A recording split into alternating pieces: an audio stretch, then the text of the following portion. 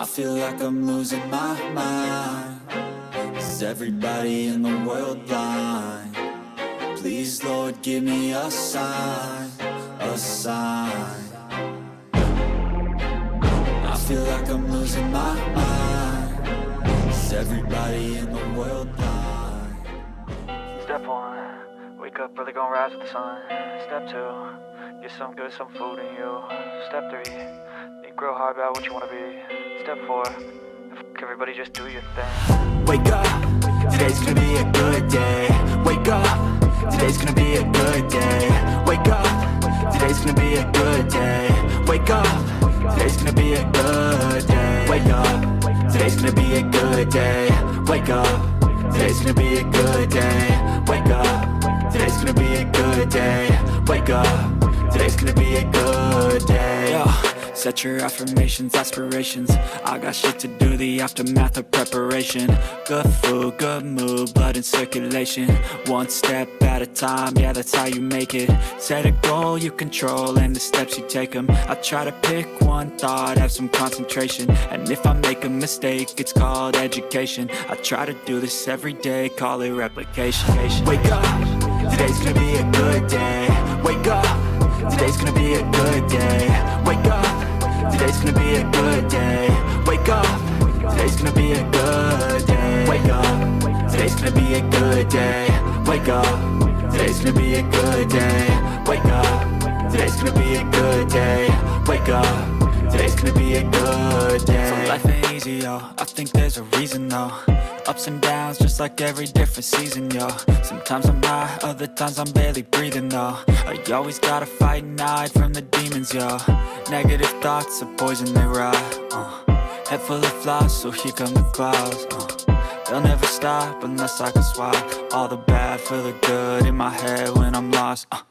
Yeah, so I'ma fake it till I make it. Positive thoughts are overtaken, I got patience. One day at a time is how you operate a cadence. A flow, you grow, you show yourself a foundation. Stay away from all the shit that causes temptation. I know that I like to do it cause it's sensation. I live my life in my head like a narration. Don't expect greatness, do my best, man, I'll take it. Wake up, today's gonna be a good day.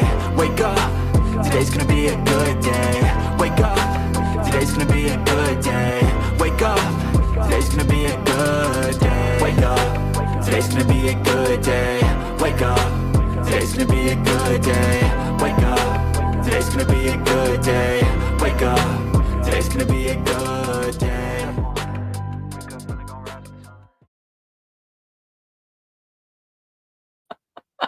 I'm not going to So be. Heidi's gonna apologize right now. Just You can bite me. What he meant to say is, I was literally just talking about like people in the room and good morning. And I was like, no, I'm going to stop being apologetic unless it's really actually necessary. I said, I'm going to be unapologetic and straightforward and get to the point. okay. I think I've always been that. Heidi's never Unless- been really apologetic. I'm just saying. I mean, no offense Well, to Heidi. unless it's real. Now, come on. Yeah. Dang, you just made me like, you just put me between Scarface and The Godfather there a minute ago. Okay, for those of you who believe in astrology, not astronomy. Okay, okay. I'm just letting you know, for those of you who do believe in astrology, Heidi lies in the cusp of Cancer and Leo, if that makes any sense. Yeah. So, All right. Guys and girls, men, women, boys, whatever. Or whatnot. And other. lady, boy, and other. No, and no. cats and dogs. Hey, speaking of cat, don't chew on that wire. Now, there's a few comments that are already in the live stream that I cannot put up. Honestly, again, nothing to do with you and nothing to do with us. YouTube does not allow those comments, if that makes any sense. So therefore, I can't put them up. Abbreviate. I mean, Well, I don't mean, mind. I like didn't for say anything. example, if when you self-expire, you're not really supposed to talk about that kind of stuff. Like Nietzsche, you made a comment, and again, like that, I can't put that up. Nothing with you. It's a YouTube policy, just so you guys know. All right. No, it's right here. Right I there. know I Yeah, got yeah, yeah, yeah, the yeah, no, I yeah. got the comments. Ted Dinkins, hello, beautiful people. Hey, beautiful Ted, Good and to morning to everybody all of our else. members. We have Tim Husk in the Yeah. house, Bruce Davis, Scott in the world as I see it. Guys, consider membership. And also with the memberships, you guys can buy additional ones and gift out the ones we have like an inexpensive level. We have tons of videos and photos like when me and George first got married. And there's a lot of, I just looked at our membership stuff the other day and I'm like, yeah, there's a lot of things in there that people have not seen. So Yeah. consider it and gift memberships. You can do it. So Magandang umaga, mayang buntag, masanting abak. that was funny. We received a comment from somebody and they've made like 18 comments on the channel. They were like, you guys keep carrying on about MT or Mark constantly. Why don't you guys do a market video where George speaks Tagalog and it gets translated? And we're like, been there, done that. We have over 1,000 videos. So I wanted to Yeah, mention that and fact. for those of you again who are regular viewers or not regular viewers, as it were, again, be aware that the only time I actually speak English, it purely is when Heidi's when I'm with me, around. out of courtesy for Heidi. Yes, he always does that. For Now, me. actually, I have Hey, a ton. chosen one. Yeah, I have a ton of Sarah, videos that's just me, Victoria. and I never speak English really. No, and actually, the first thing that came to my mind was stinky think, and I'm like, there are a lot of people, and I'm not trying to put like George out there. It's been said 2 or 3 like constant statements have been coming up. One, I don't think they think that you're Filipino. I think they really believe you're born and raised in the U.S. You spent 27 years there working, owning a business, homes.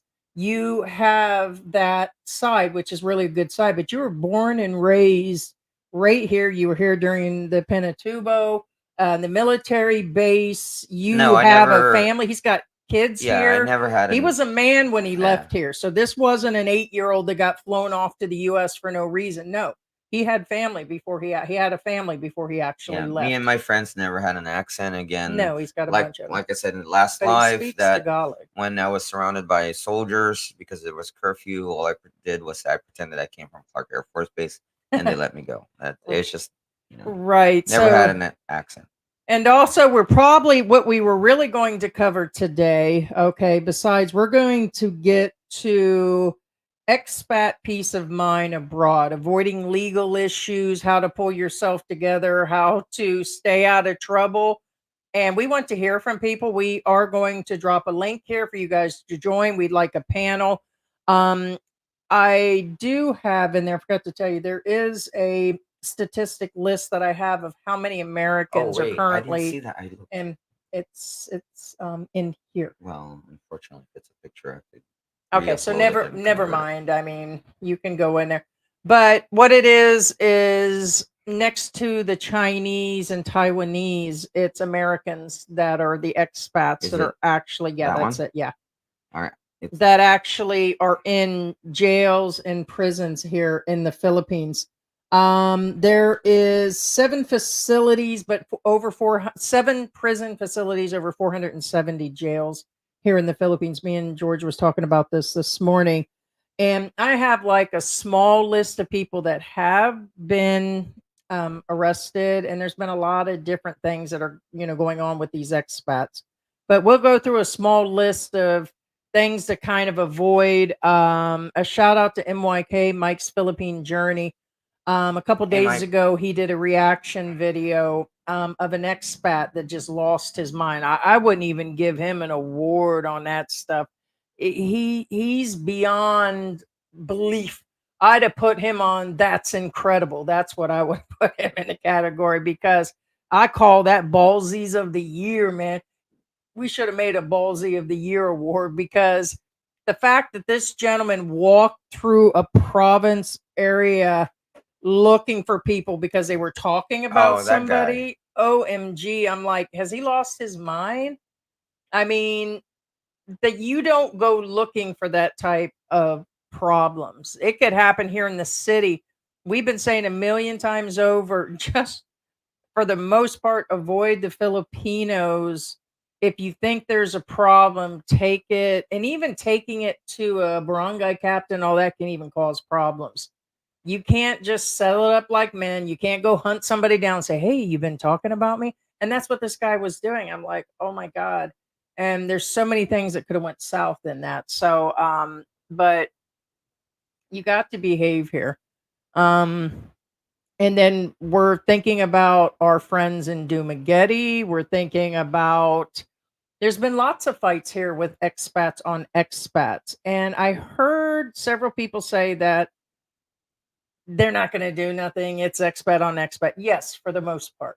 For the most part. But I want to let you know that the government and immigration said, It's okay, not like that. they do care. And it says they will uphold the laws They- even for expats. Okay, it's kind of like a severity level. What I'm saying is, there expat on expat is not as severe as expat on Filipino. It's not as severe, but keyword there is not as severe. Right. It still doesn't make it that there's no repercussions. Yeah. No, they said they will uphold expat on expat. I've been reading articles in the description. I have dropped the U.S. Embassy's information in regards to how to get a hold of them. But for the most part, and I had screenshots of that too. For the most part, the embassy's really not going to do anything if you're in jail. I mean, they'll come, they'll talk to you like you see in the movies. As I'm to understand, they bring vitamins and different things, attorneys' information, they'll contact your family. But as far as bailing you out, getting you there, sending you back to the US, it's not all of that. So Right, and the embassy is just somebody you cannot count on. well, the embassy is just a liaison. It's not You a can't count on it's your not a get out of jail free card. You can't- Never has been. you can't count on your government now when you're living in the Correct. US. What makes you think it's going to start here? So, Right.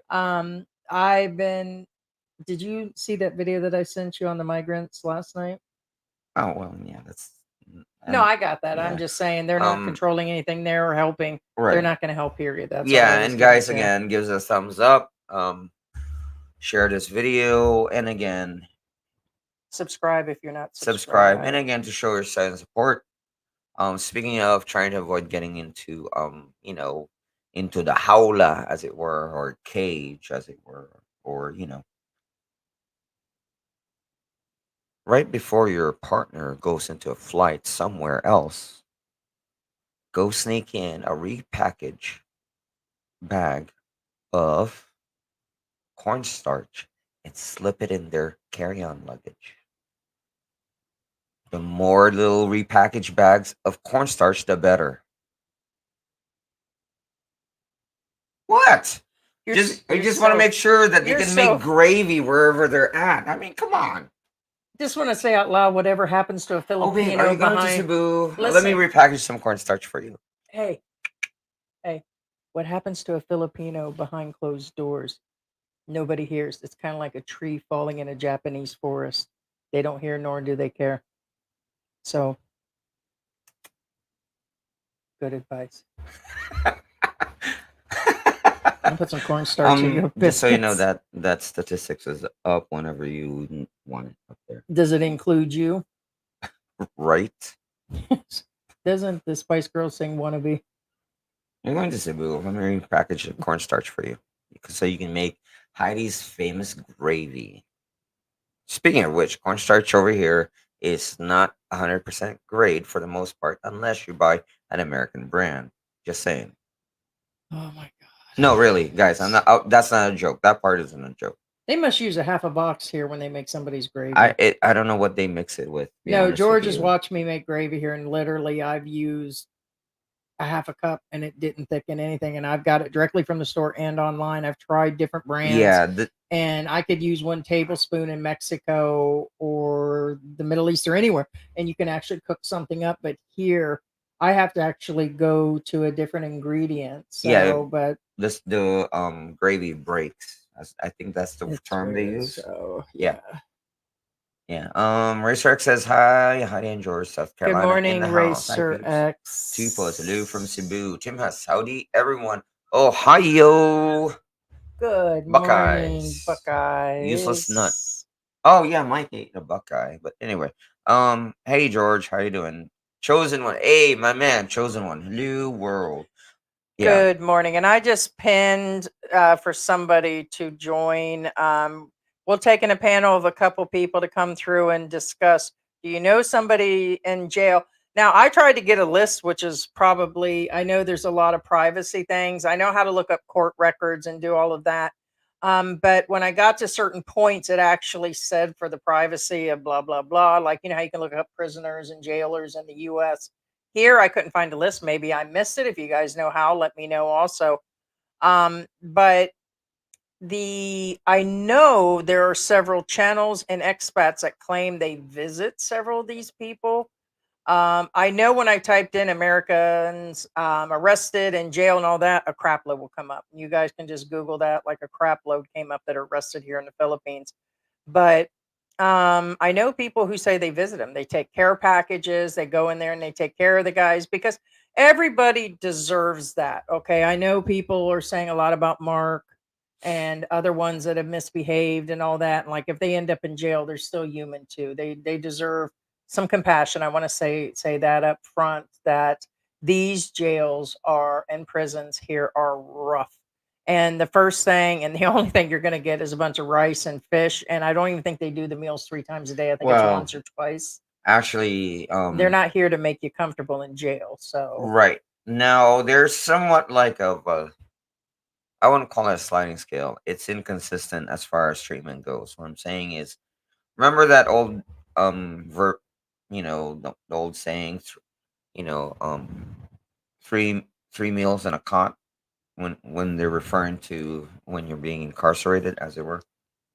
Here, it's not so, necessarily consistent per area. It's per area. What I mean is, for example, if you're, for example, incarcerated in Manila, the odds of you being treated properly is lower. It's kind of like the the heavier the incarceration of incarcerated populace is, I'm the less that you'll be treated differently. What I'm saying is, if I'm you're making an appointment with Ground Zero. Don't mind me. right, and so for example, if you're You're incarcerated not gonna in have to. somewhat in a provincial area, there's a higher probability that, again, I'm not saying this is not my belief. It's more of, it's kind of odd that again, guys and women, again, that the consistent thing about the Philippines is the inconsistency. The lower the population of incarcerated people, the higher that they will Aw, treat you better. AKA, for example, if you you're, lucky, Tim. yeah, Sorry. if you're incarcerated in a province, odds are, because you're an expat, you're an, again, I'm just losing this word loosely because, again, for most What you talking about, Filipinos, Willis?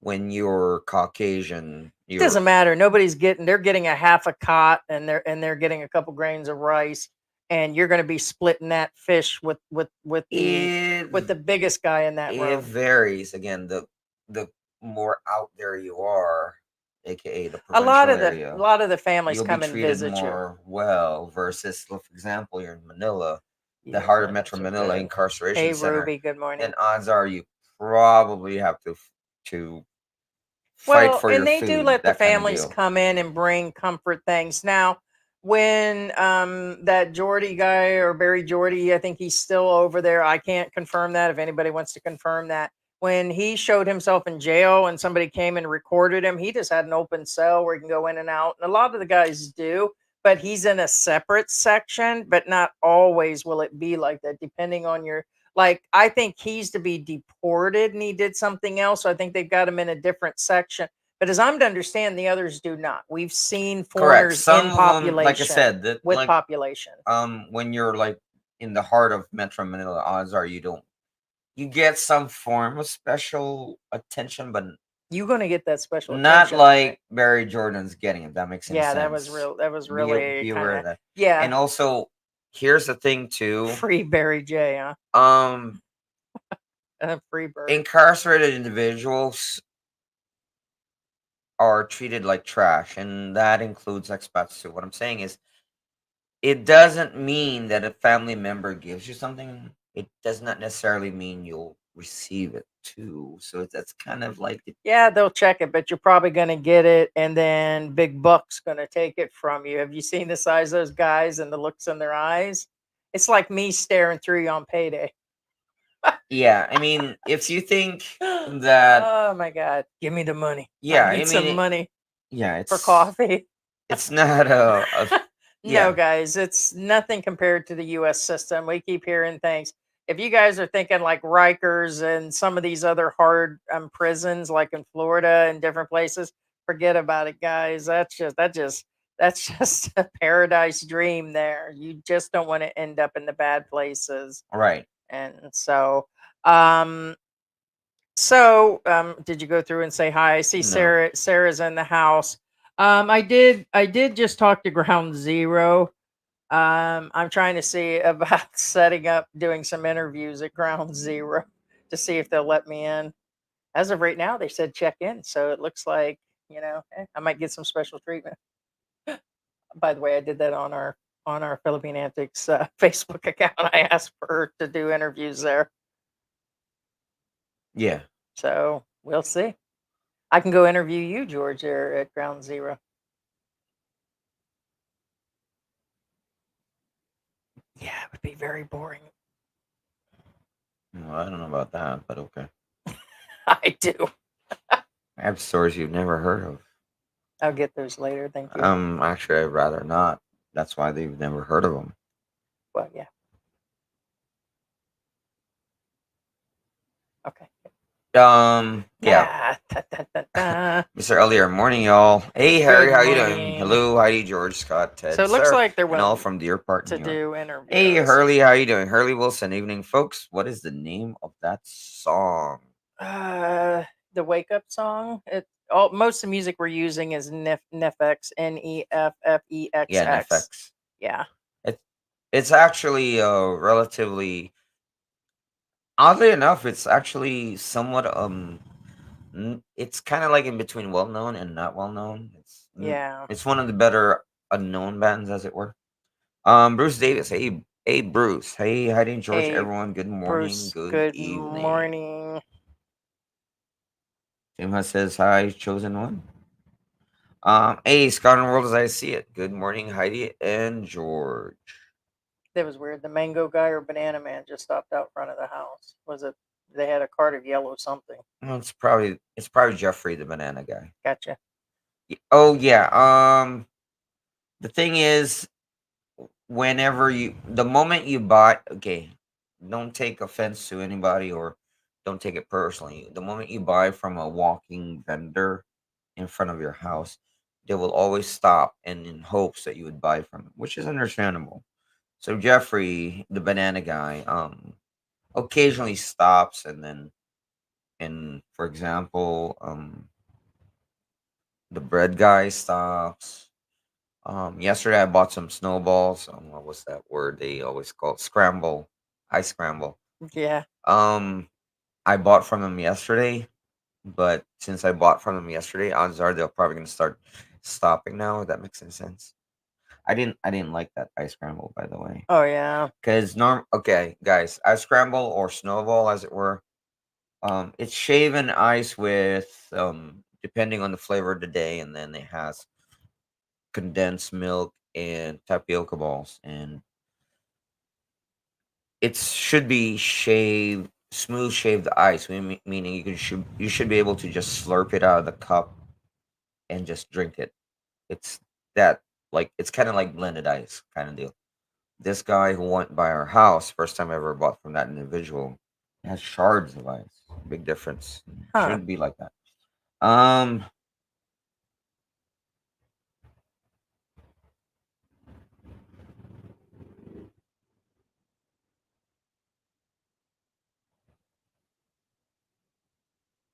Bruce David says, Heidi and George, what's wrong with bar? Oh, I see. He says, what's wrong with bar girls? I'm a bar girl. Ha ha ha. Just kidding. Did we mention bar girls? I don't think we. No. I think he's just making a joke because he's saying he's a bar girl. Oh, okay. Keyword he. Yeah. Yeah. Not that there's anything wrong if you. No, there's not. Good morning, Mike. Mike Hungarian. Krill, Hungarian Polar Bear. Hello, you guys. I'm from Hungarian Polar Bear, now in California, picking up solar panels in the morning. Oh, sweet. Stay safe for sure. And what's the word? Hey, Mike, what's the word on the trucking strike in New York City? So it looks like a bunch of truckers are refusing, and the companies are refusing. I was telling you, going into New York City.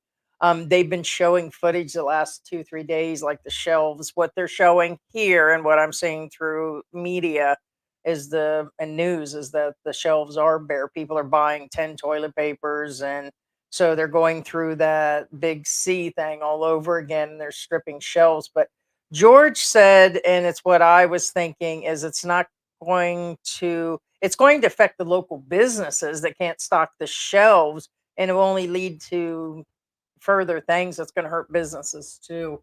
But I would have to agree that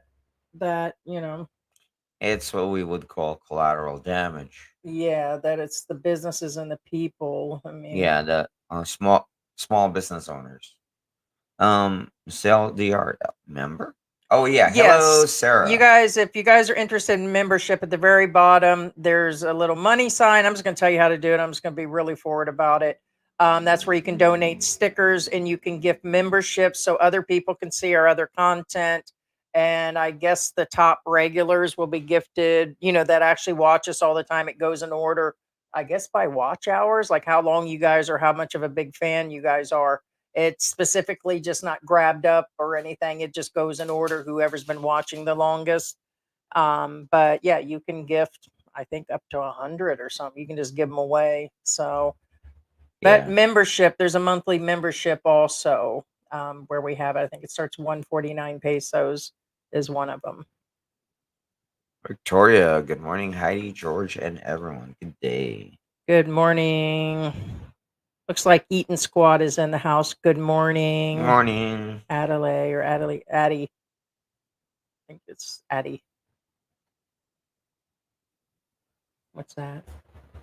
I'm trying to figure out how to pronounce it. I think he's saying Pinatubo. I You're know a that. Pinatubo. I think they were trying to say baby, maybe. Maybe he's trying to say Pinatubo, Yeah. baby. You were a teenager when that happened, right? How old were you? 14? Yeah, no, I was a teenager because again, I was shoveling ash from Pinatubo on top of the roof, and if you didn't do that, your roof will collapse. Um, Bruce Davis says, "Hey, Bruce, how you doing?"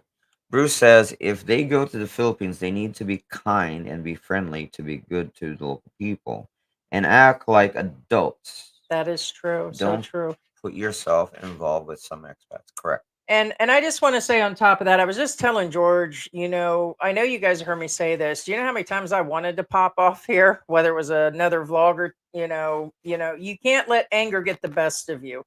And a lot of people, their emotions and anger get to them, and that actually shows through whether you're a woman or a man, and they act on it, then they're in jail or deported. And a lot of these guys have sold everything and been living here for a few years. And if they have to go back to their country, a lot of them can't even make it because they've already sold everything. It's a lot to start up on that again. And I was telling George, I said, I don't get it how people come here and they mess up so bad. They bring the same mentality here, their mental issues, and they never change. So you actually don't want to waste everything. Like I told George, the first thing I would have thought about is Mark, is I just would have thought about my children or George. I mean, I would have thought about being a mother and a grandmother in my life here, what we've given up in the US to actually be here. George closed down a business and sold that off. We pretty much sold everything. We didn't leave anything in storage. As I'm to understand, and I'm going to mention Mark here, because he kept his clothes and a few items in storage at $100 a month for 2 years, 3 years. That's a lot of money. And he just said it was a bunch of clothes or something. And I'm like, yeah, don't put your stuff in storage. If you have not seen those items in 6 months, okay, there's a rule of thumb. Like we have a couple boxes upstairs that's in our second bedroom. I told George, I'm going to go through and look at it, and I'm probably just going to start giving some things away because these are items that we just don't use anymore. And it's things that you just don't need to store stuff like that. So when you go and sell everything and you come here and you started an entire life, which a lot of people do, to it only takes one small incident of anger or a mental breakdown or whatever to lose everything, and including your spouse. A lot of Filipinos, George could go back to the US, but a lot of Filipinos making it back to the US or going to the US with their spouse, it takes a lot of paperwork and a lot of them are not approved no matter what. So, Yeah, actually about the clothes. Honestly, don't pay storage to store your clothes in the US because several reasons. One, there's a good probability hey, baby. you won't fit back into them. I'm not saying, All right. whether What you lose good? A lot weight of or guys gain lose weight weight, or gain weight. odds are you don't usually stay the same weight. Good morning, Cedric. Cedric Now, Edwards.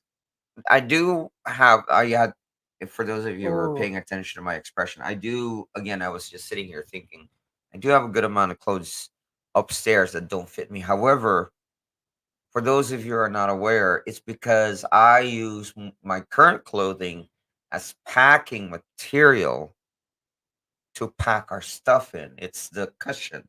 So I don't feel bad that I don't fit in those clothes anymore because they've served their purpose as clothing Yeah. and packing Right, material. but if you guys haven't seen items in 6 months in Correct. storage or it's in a closet, every organizer will tell you you didn't miss it to begin with. You were just holding on to things. And it feels really good just to let things like absolutely go. And Cedric, I'm going to bring up you. Good morning. Good morning. I agree about the storage. Over 7 years, he wasted 35,000 US storing his items. So that's a lot of money, a lot of money.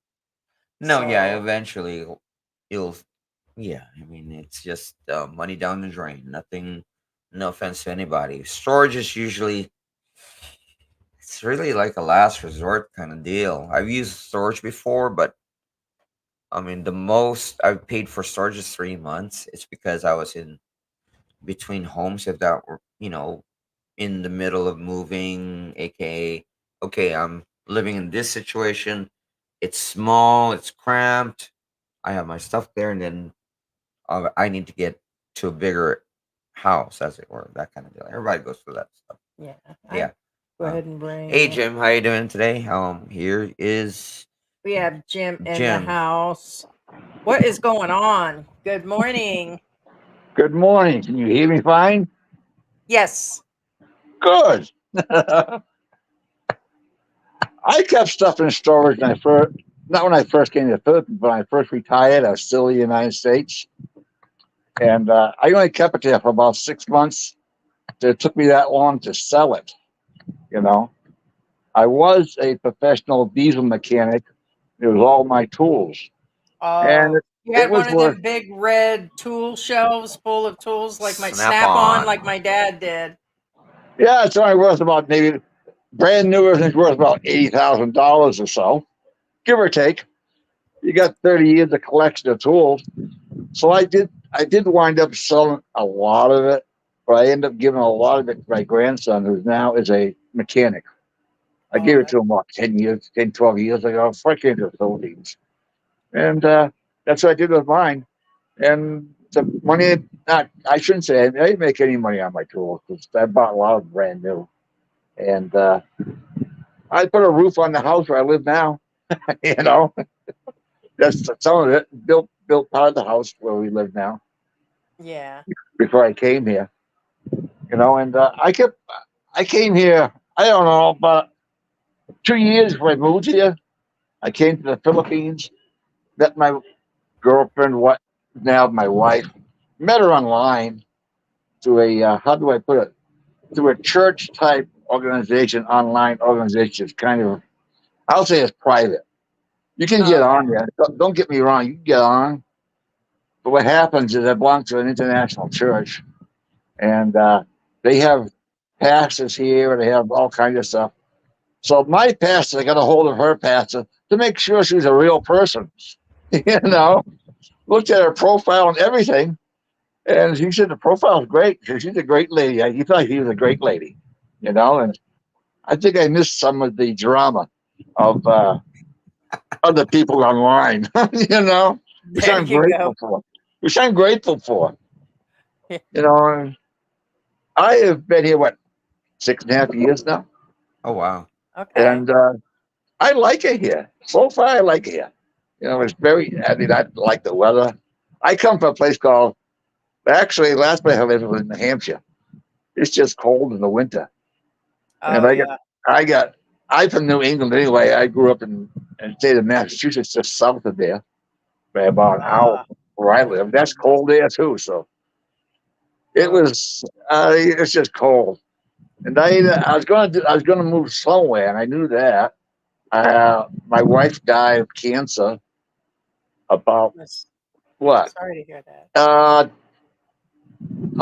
I retired. My wife got cancer, and she died about a year later. You know, so I was by myself. My son was in Texas. You know, that's a long ways from Massachusetts area. What's that? Yeah. 2 day drive. You know, I went down there a few times. Don't get me wrong, on an airplane. It was cheaper. It was cheaper on an airplane to drive. Just gasoline alone. You know, he has a decent sized house. He's got 3 children. So I went down there and I went over to see my brother in Florida. He moved up after he got done working. He left Massachusetts and went to Florida. His wife passed away too of cancer about Oh two wow. years before he retired. So he's still in Florida. He got remarried. His birthday today, so I called him up. Of course, his birthday he had had, but it's what? Might have a birthday by now because in Florida, you know, we're a day ahead of Florida because he's in the extra timeline and everything else. Yeah, about So far, 13 hours. Yeah. yeah, it's like 13 hours difference now because of daylight savings time or whatever they're on. No, they're Hey, on hey, hey, dinner time. Jim, have you Yes, run into any drama over there in your area? You're more out in the province? I'm actually in Las Piñas, which is I'm probably about 20 kilometers away from the national capital of the Philippines. Okay. So it's not so much. Don't get me wrong, there's some drama, don't get me wrong, but it's not like I don't think it'd be in the province. I have been, my sister in law lives in the province, you know, quite a, quite a ways out from, takes about 3 hours to get there from Manila. I forgot the name of the province now. Bulacan. Bulacan. Spelled Bulacan, but they pronounce it Bulacan. Okay. I It's don't in see why the Filipinos do that all the time, at least for yeah. me. You Yeah. know, they don't. I know I do it as an American also. I cut letters off of things, you know, and I use a lot of R's where they're not R's. I leave a lot of R's off because I'm from the Boston area, Boston, Massachusetts, about an hour and a half away. So some of the accent comes through. And then, like, when I'm speaking to a Filipino, I got to remember English is their second language. Just slow down, talk clearly, pronounce all the words, and I won't lose them. You know, Yeah. that's what I got to do. I got to remember that, you know. But I've enjoyed myself so far. My wife is still working. She'll be out of Oh, work in about, Aw. she'll be out of work in about 4 years from now. She'll be retired. okay. So she's getting pretty close then. Yeah, I didn't want her to Keeping her quit. appointed. I didn't want her to quit because of me, because she's not a U.S. citizen or anything. I wanted her to be able to collect her retirement. She's a she's a government worker. She actually teaches Okay. grade school, you know, Okay. elementary school, fifth grade school teacher. That's what she does for Oh, a living. Now, this year, she upped her, I don't know what you call it. She's not teaching a class anymore. She's kind of supervising other school teachers. She moved up a oh, little bit. Doesn't pay you more money. It just gives you somewhat less responsibility. You're not so hands on with the kids anymore. She likes it so far. I've been just about a year since she started this job. She's been a school teacher about 30 years. So, you 30 know, years. 30 wow. years roughly. I think 27 or 28. I mean, Bless her heart. I don't get too, I don't know, uptight about time like some Filipinos do. You know, and, I Well, got, can you For the people that are watching and the viewers, can you actually talk about expat peace of mind, like avoiding legal trouble, whether it's mental, tempers, or, what you think of? Because right now the statistics are showing that the Americans are third in line for the most foreigners in the jails and prisons here.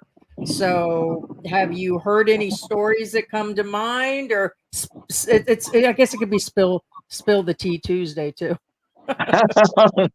Well, what is it? RA 11313 talks Mhm. about something you should look up for you. That's a national law of the Philippines.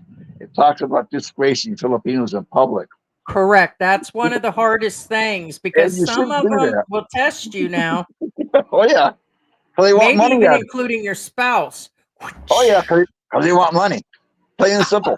They want to take money from you. Plain and simple, you Yeah. know. And every once in a while, now I know some expats that this happens to once a month, but it's happened to me. I don't know if it's happened to you or not.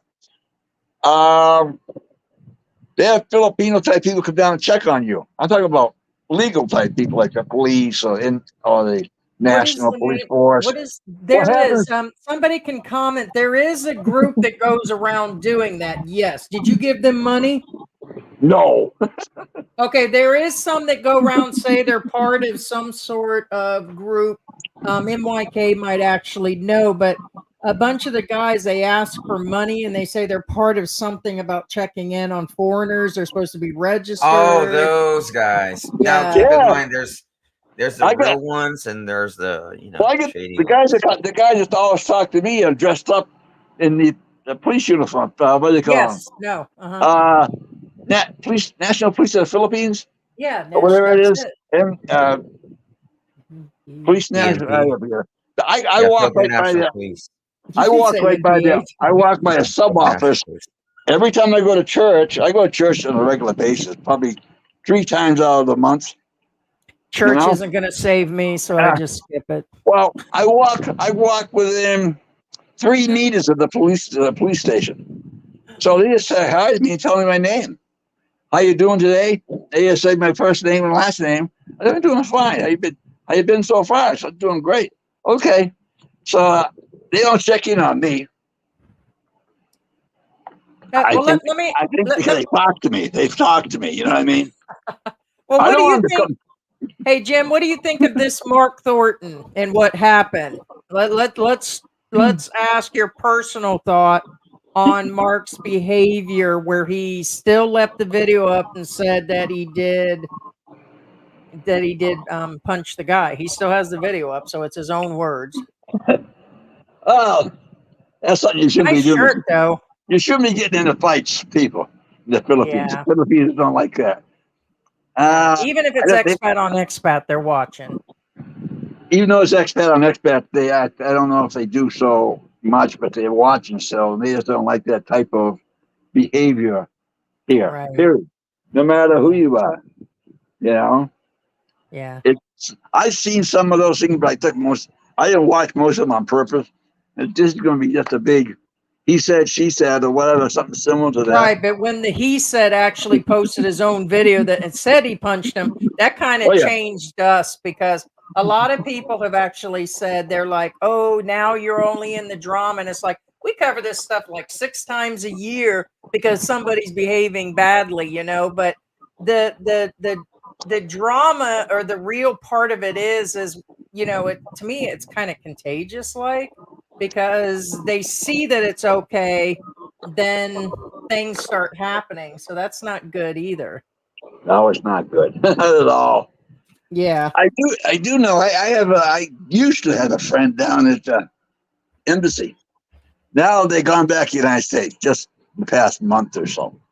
Oh, You okay. know, and they were telling me before the pandemic, there was about 500,000 people here for the United States, roughly 500,000. Yeah. I think, And yeah. since the pandemic, right, as of about a month ago, they had about 350,000 people in the United States. 200,000 went back since the pandemic lifted and they could get out of here, Right. you know? And a lot of people left. I know where I lived in my neighborhood, there were a few Americans that lived here, but during the pandemic, they all seemed to leave, even including me. I got out of here before the pandemic really hit. Yeah. I was going to a family reunion in Florida, you know? Okay. And I went by myself. My wife was at school. She didn't go with me. So I went, and by the time I woke up in Florida, which is a couple of days later because of all the jet lag and stuff, the whole world shut down. The whole world shut down. The airplanes. Yeah. Didn't know. And I got stuck in Florida for 6 months at my Oh, brother's. what part of Florida? That's where we came from. Oh, come on. I'll tell you in a minute. Was it the Oh, Tampa Bay? We're from the Tampa Bay area. no, Central Florida. Okay. Near Orlando, but not really. It's north of Orlando. Apopka, Okay. Florida. Apopka. Yeah. Apopka, yes. Yeah. My brother rents a condo there. He's been there for what, 12 years or so, 12, 15 years. So I got to stay with him. Him and his wife. They have a 2-bedroom one, and the second bedroom they don't really use, except for I wouldn't call it a junk room. They had stuff in there, you know, and they had a bed set. So that's where I stayed for 6 months. I could not get an airplane flight, you know, at all. And I finally took me 6 months to get a ticket. I was grateful. My wife packed all kinds of. She packed a big package of papers in my luggage. Oh And yeah. one of them, oh yeah, birth certificates, all kinds of stuff for her. And she packed our, what do you call it? The National Filipino Society, whatever it is, the marriage license, the original marriage license. Okay. I'm glad she did. That's the way I got back in the country. You know, they said, how come you going back? How come you going to the Philippines? I said, my wife lives there. Well, can you prove this? I said, yeah, I can. You know, so I gave him all my paperwork she left me. And so what happened was the supervisor of the day for the tickets on the counter, she called. I don't know what she called. She called someone up, and she could have called the embassy, the embassy of the Philippines. I was actually in New York City. You know, I had to fly through New York City, JFK. They routed me through Canada and come back to the Philippines. Oh That's how wow. they did it. That's how they routed Wow, me. that's a ways out.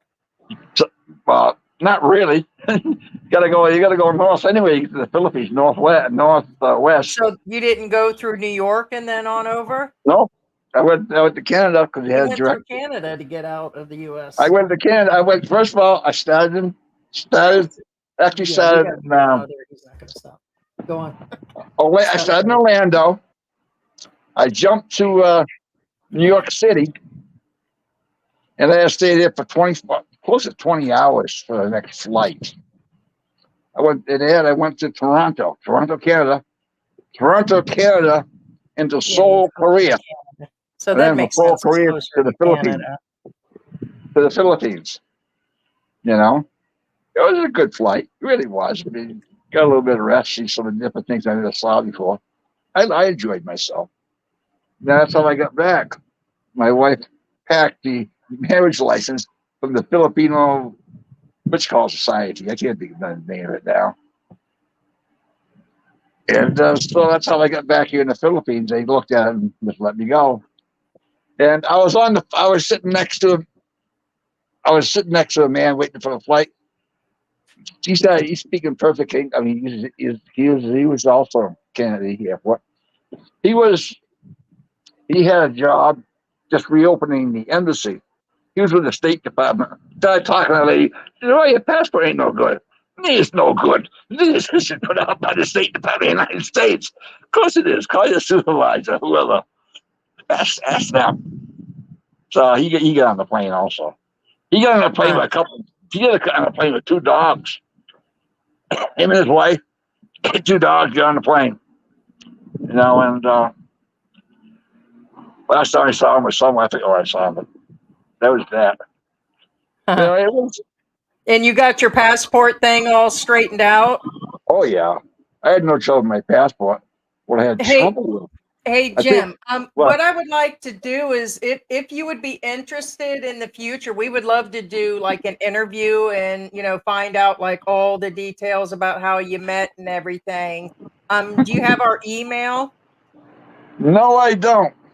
Okay. So it's our actual name at gmail.com, or if you can find us on Facebook, and we'll set up an entire, like, if you don't mind, we'll actually, do a whole interview of you. We've done that with many expats. We'd love to do that.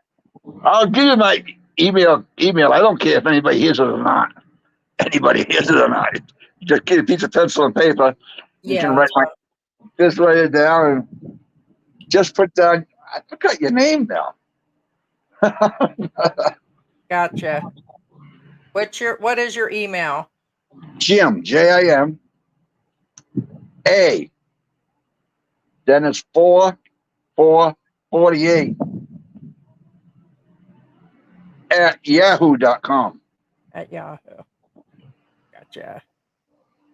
Just put the sub thing, interview. Okay. That, Yeah, that's so it. we'd love to bring you in on another time and go through all of this with you. That is for sure. So we appreciate you stopping in. Okay. All Nice right. talking to you. Let you All right. go. Thank you very All much, right. Jim. Have a good Appreciate day, you. Jim. All right. Bye. Goodbye. Bye. Now, some of you brought up a good amount of questions. Actually, Bruce Davis says, And we appreciate Jim yes. dropping Thank in. you so much, Jim. It's really nice of him. Yeah, Jim Huss says, again, I'm not very familiar. I'm familiar with the term, but I don't know the I'm about proper ready to put term. that cat in jail. The proper term, I guess, or saying as it were, three squares, a hot and a cot. It's Thank you so much for actually, that. Yeah. we actually say a hot and a cot and get out of my way. Well, okay. However, Scooby, get out of my way. yeah. Actually, I haven't released. I think Tupac said it well. Just get out my way. Okay, so Bruce Davis says, okay, actually, this is actually very valid statement. Actually, I was gonna release a video on this one, and Oh, I you actually were? showed you I showed you a video. I was actually in one of those. Oh yeah. I wasn't in it. I was outside in front of it. Do they have drug treatment centers in the Philippines? Yes, they have something called they say they call it the same thing as in the US. Rehab. They have rehab here. However, it's not, of course, obviously the same quality, if that makes any sense. And also somebody also made a good statement here earlier. Just a sec. It says, Simply Social says, how many clothes do I need to bring on my first trip? Well, if you're just visiting, we can't say how long you're there, but some people actually just probably if you're just it's really hard to say how long you're actually going to be here, but I pack light. I mean, a couple jeans, 6, 7 shirts, because you're just going to have laundry done. It's really inexpensive to send it to a laundry versus do it yourself. An Airbnb that you might be in short term or a hotel usually has a washer here and a dryer. But if you most of the hotels here have laundry services, so you can just do that. So I don't know. What would you say if they're just visiting even 2 weeks or a month? 4 or 5 shirts, couple jeans, couple shorts, Yeah, flip and flops, and a tennis then you shoe. just I have it wouldn't overdo. rewashed. It's really cheap. And toiletries are here, so don't overdo it like I did. I literally sent a couple Billy Buying boxes. That's the extra stuff I keep talking about. And you don't want to overdo. There are things you want to bring, the Pepto Bismol and the anti-diarrhea in case you eat the wrong thing, that kind of stuff. Cold medicine, allergy medicine, because the air is different here and all that. But I don't know, a couple of each, even if it's a month, I would do that. Laundry is inexpensive to do here and quick. So Yeah. We're just gonna answer this real quick because again, how's David and Rose Campbell doing? Thank you. we just seen a video of David and Rose that show when they went to church. They look like they're doing really well. So yep, doing really well. He left a comment on a video the other day, and I asked him to drop in. So of course we're probably not going to have him do that, but we do watch David and Rose Campbell. We still, I will call it, support the channel. We go in and watch his videos and do thumbs up on it. We watch David and Rose Campbell. So Right. Hurley Wilson says I'll be moving to Cebu. Am I able to acquire small bills by the truck? See, this where it kind of throws me off. By the truckload or local banks without being a resident. is that the where? You should be able to acquire small bills.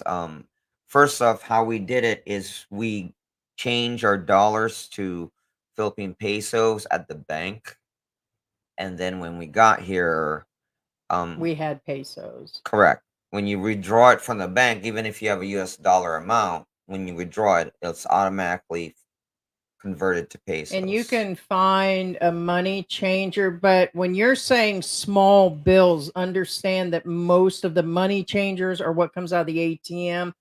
You can get a bank that does like refunds on your fees out of the, like we have two banks, but the main one we have, I think we're getting each withdrawal is what, about $7-8 right now. The other one we get the fees refunded.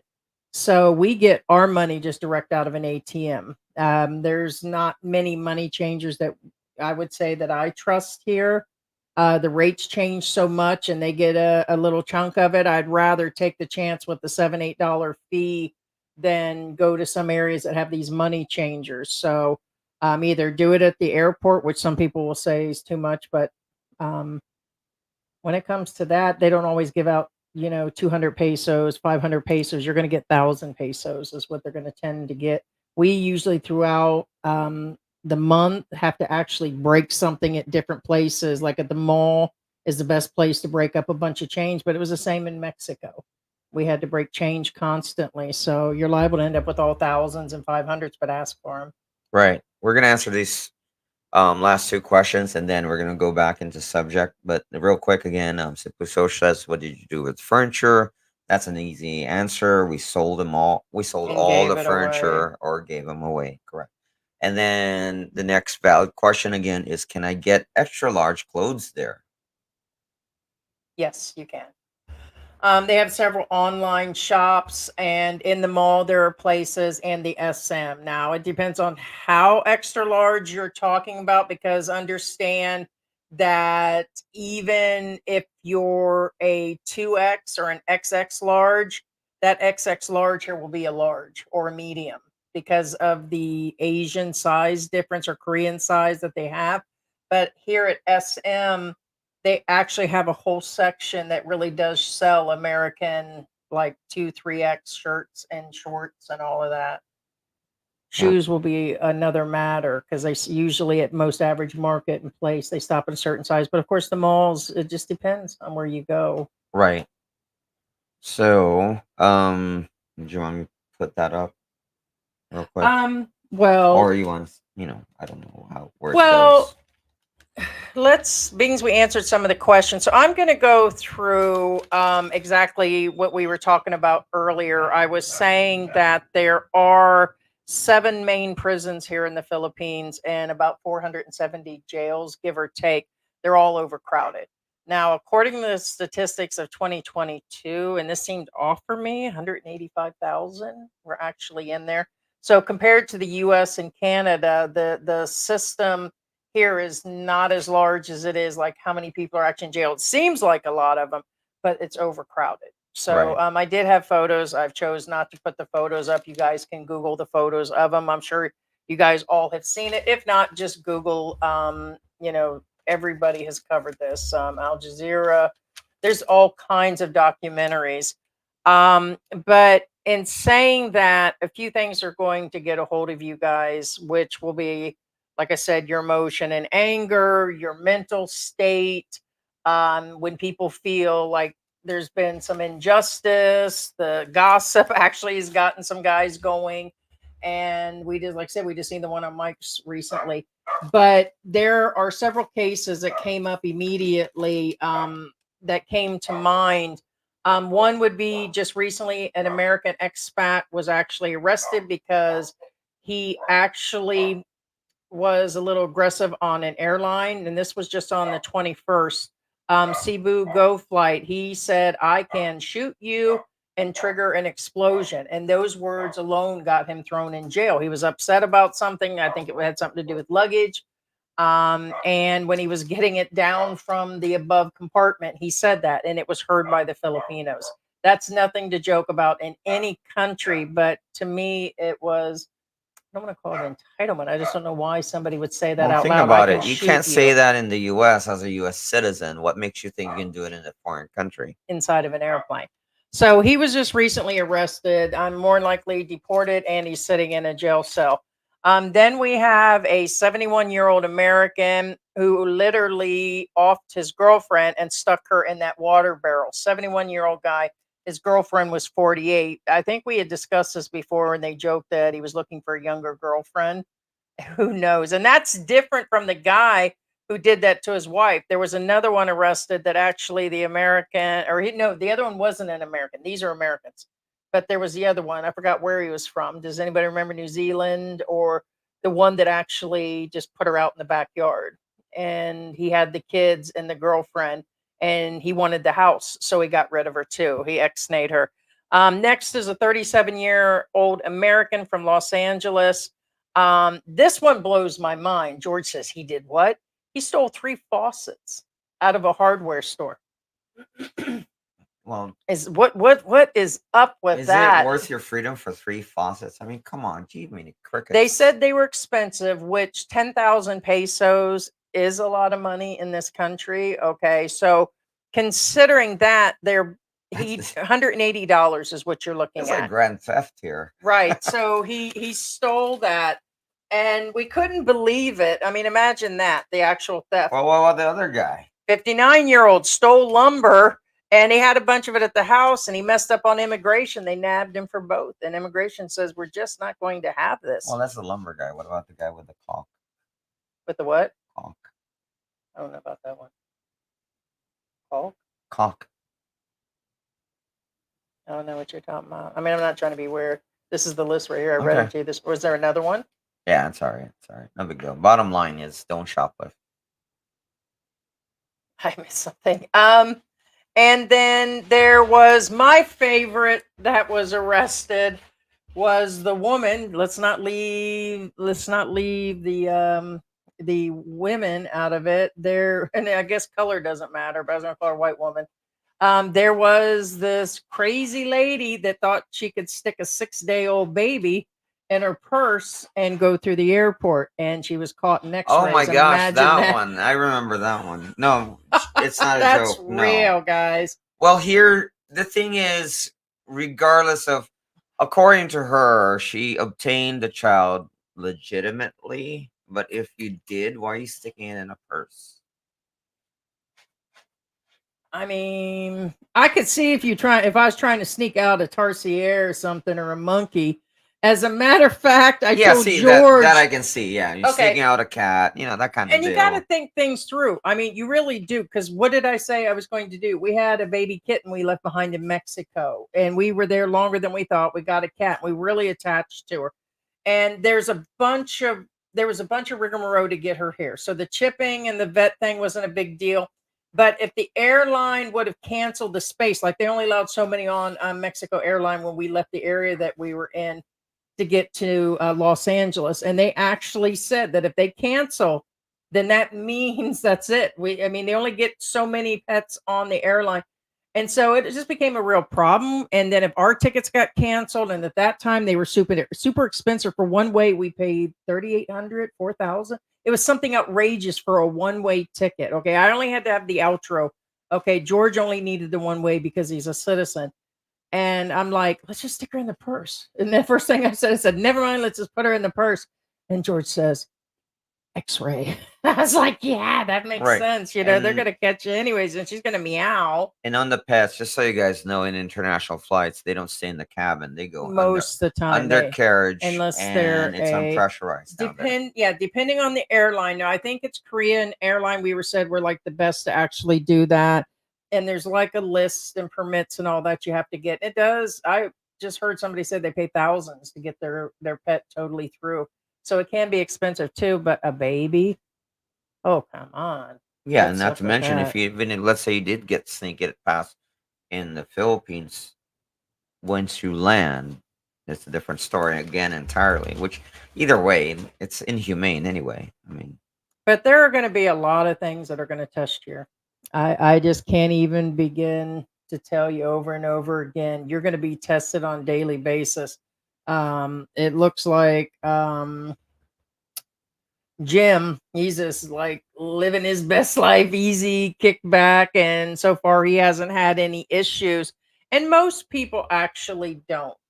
But there are a lot of expats around, and when you're in the YouTube world and you're out and about vlogging, you're more noticeable. I'm a female expat.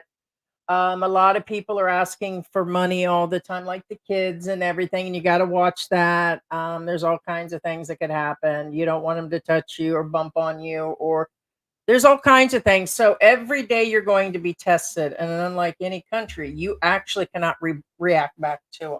And I'm not saying that to be rude at that point.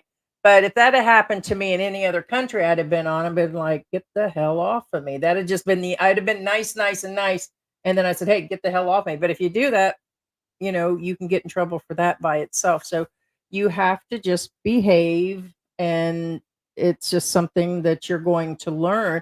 And a lot of people don't think would be tested with something like that. But then there's a difference with that and then the super bad behavior where they go into stealing and I mean even cheating with another guy's wife here can get you in major trouble. We just adultery is a serious very problem and that here. happens a You lot. can get arrested and imprisoned for And if adultery the here. woman tells you that she is single and then something happens, you can assure that the husband, if he finds you, you guys are going to jail. Right. If she is actually married, yes, they can get in trouble.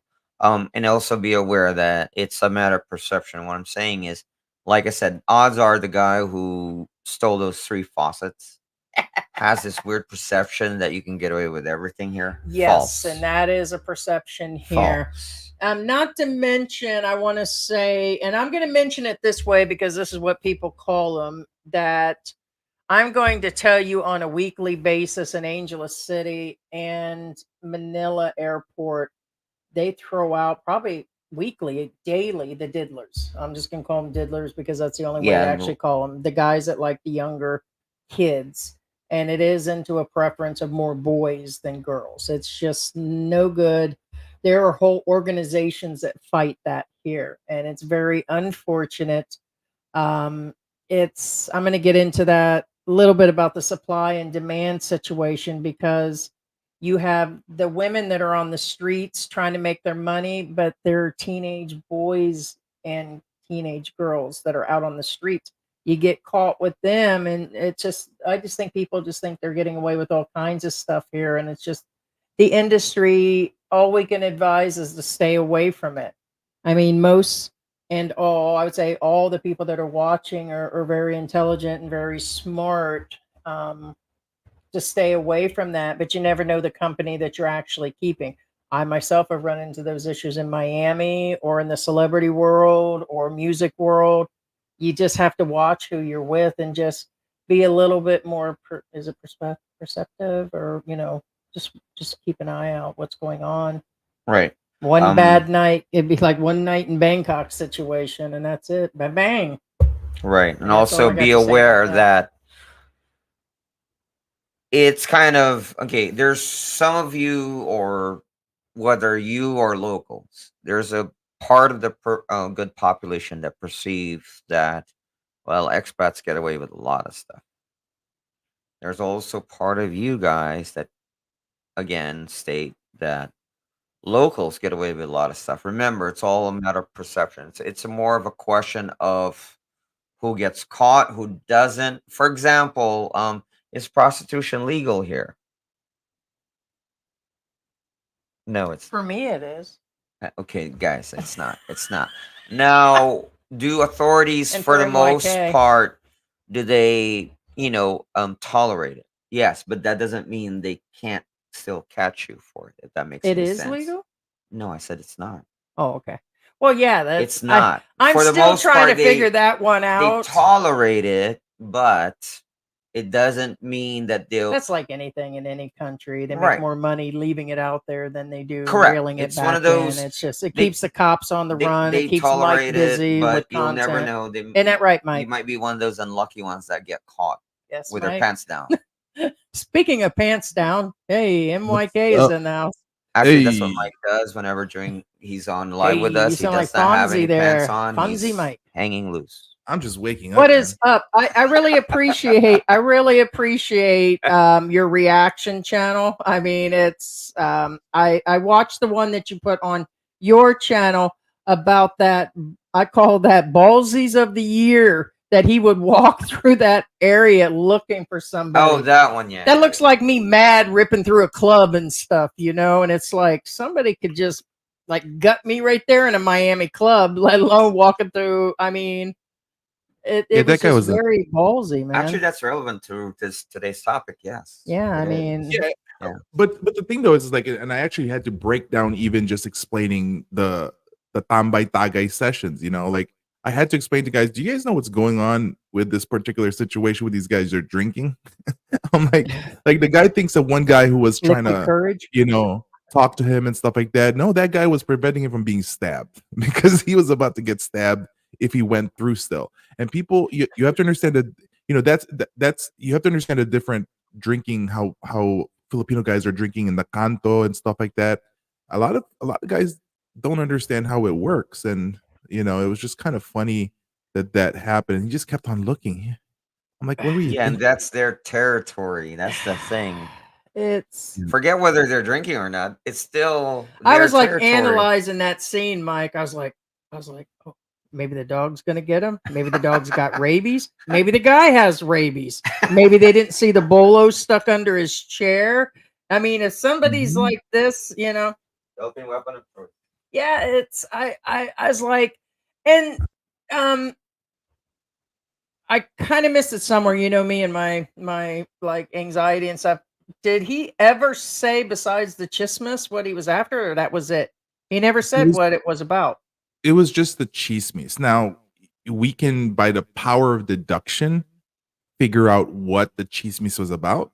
Yeah. Right? Power of deduction. Any foreigner that's in those type of areas, the chismes would be more than likely he's talking to another girl. Ooh, snap. Is Yeah. going to be one. So I mean, like, here's the thing, Well, I right? was Why would he? thinking the Why age would? gap relation, or that he was just an American. Yeah, but Yeah. cheating, yeah, that probably would have been the. Yeah, it's not going to be about the age gap because that's obvious right there. But more than likely he took offense to something that's going to make him look bad. But either or, like even just removing the part of why he's mad at the chismes. First of all, it's like you're going to be talked about if you're the white guy or the black Oh guy yeah. or the Australian guy or this or that. You're going to be talked about if you're the only one in the community or in the area. Oh yeah. And so it's like, just accept it. Just accept the fact that it's going to come with it. And the thing though is, it's like what people don't understand there is the most devilish people of that whole bunch was the person that chismis to him that he's being chismis about. Yeah. That's the worst thing ever. Is that particular person. So it's like, and then the thing though is he doesn't even know who it was. He had to be like, who what were the name? Romeo and who's the other one? Yeah, it's Oh, just, Romeo is the one I remember. Yeah. The first one. the Romeo and the Arnold, right? Arnold was the Arnold, one yeah. he spoke to. Are And you Arnold? Like he was literally pointing in his face. Are you? And it's like when he was pointing, I was thought he's also going to lose his finger here in a minute. You don't put your finger in somebody's face yeah, like that. But I mean, exactly. He doesn't. And the what? thing is, you don't even understand the language. It's like, what are they talking about? Is he talking about bad about me? I was like, well, it's your fault that you don't understand the language, right? And even with that girl that's tried to help him with the translator, somebody said, I'm about to like hack him with an itak, and I'm just like, whoa. And then the girl didn't do anything. The girl No, didn't she said translate no. it. He's not. He's not saying anything. Yeah. he's he found out later on when he went home, and I guess his wife or something is the one that translated it for him. So it's like, dude. And then he came back for more. He was like, "Where's Romeo?" Just like, "Oh, Romeo." Just so Oh my God. it's just And what funny. is it? It says there's a saying, but it does not apply here. For a good man to do nothing is to do nothing at all, or something like that. That doesn't apply here, people. It's best that you just walk away here. But So yeah, not the thing though is it's not even walk away. It's like de-escalation is something that men should do and should understand.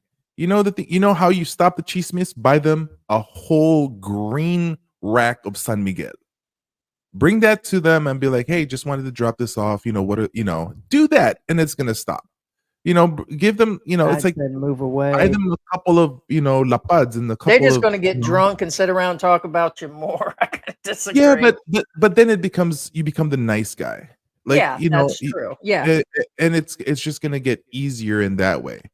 But it's like, just the gentleman like talking about earlier about those people, those PNPs, what do you call this thing? Asking for money. I don't think that they were asking for money because he just passes by them. They're just trying to be No, um there's several times we heard people talk that they come out. It's a yeah, group that comes out. We've heard 2 or 3 of the expats that have been in our groups that actually discuss these guys come up. They say they're with blah blah. They're checking in on the foreigner, but these people have given them money and stuff. So I don't know what part so that's what I was saying. That number was one is me. like, are those people really asking for money, or they're just doing the, oh, here's some whatever. Also, True. what I mean, we have that in the US also in regards for those guys with the sheriff's association. They give you that little sticker to put in your car when you find out that they're really not working for the sheriff's association. Oh, Right. that's right. That's true. you know Yes.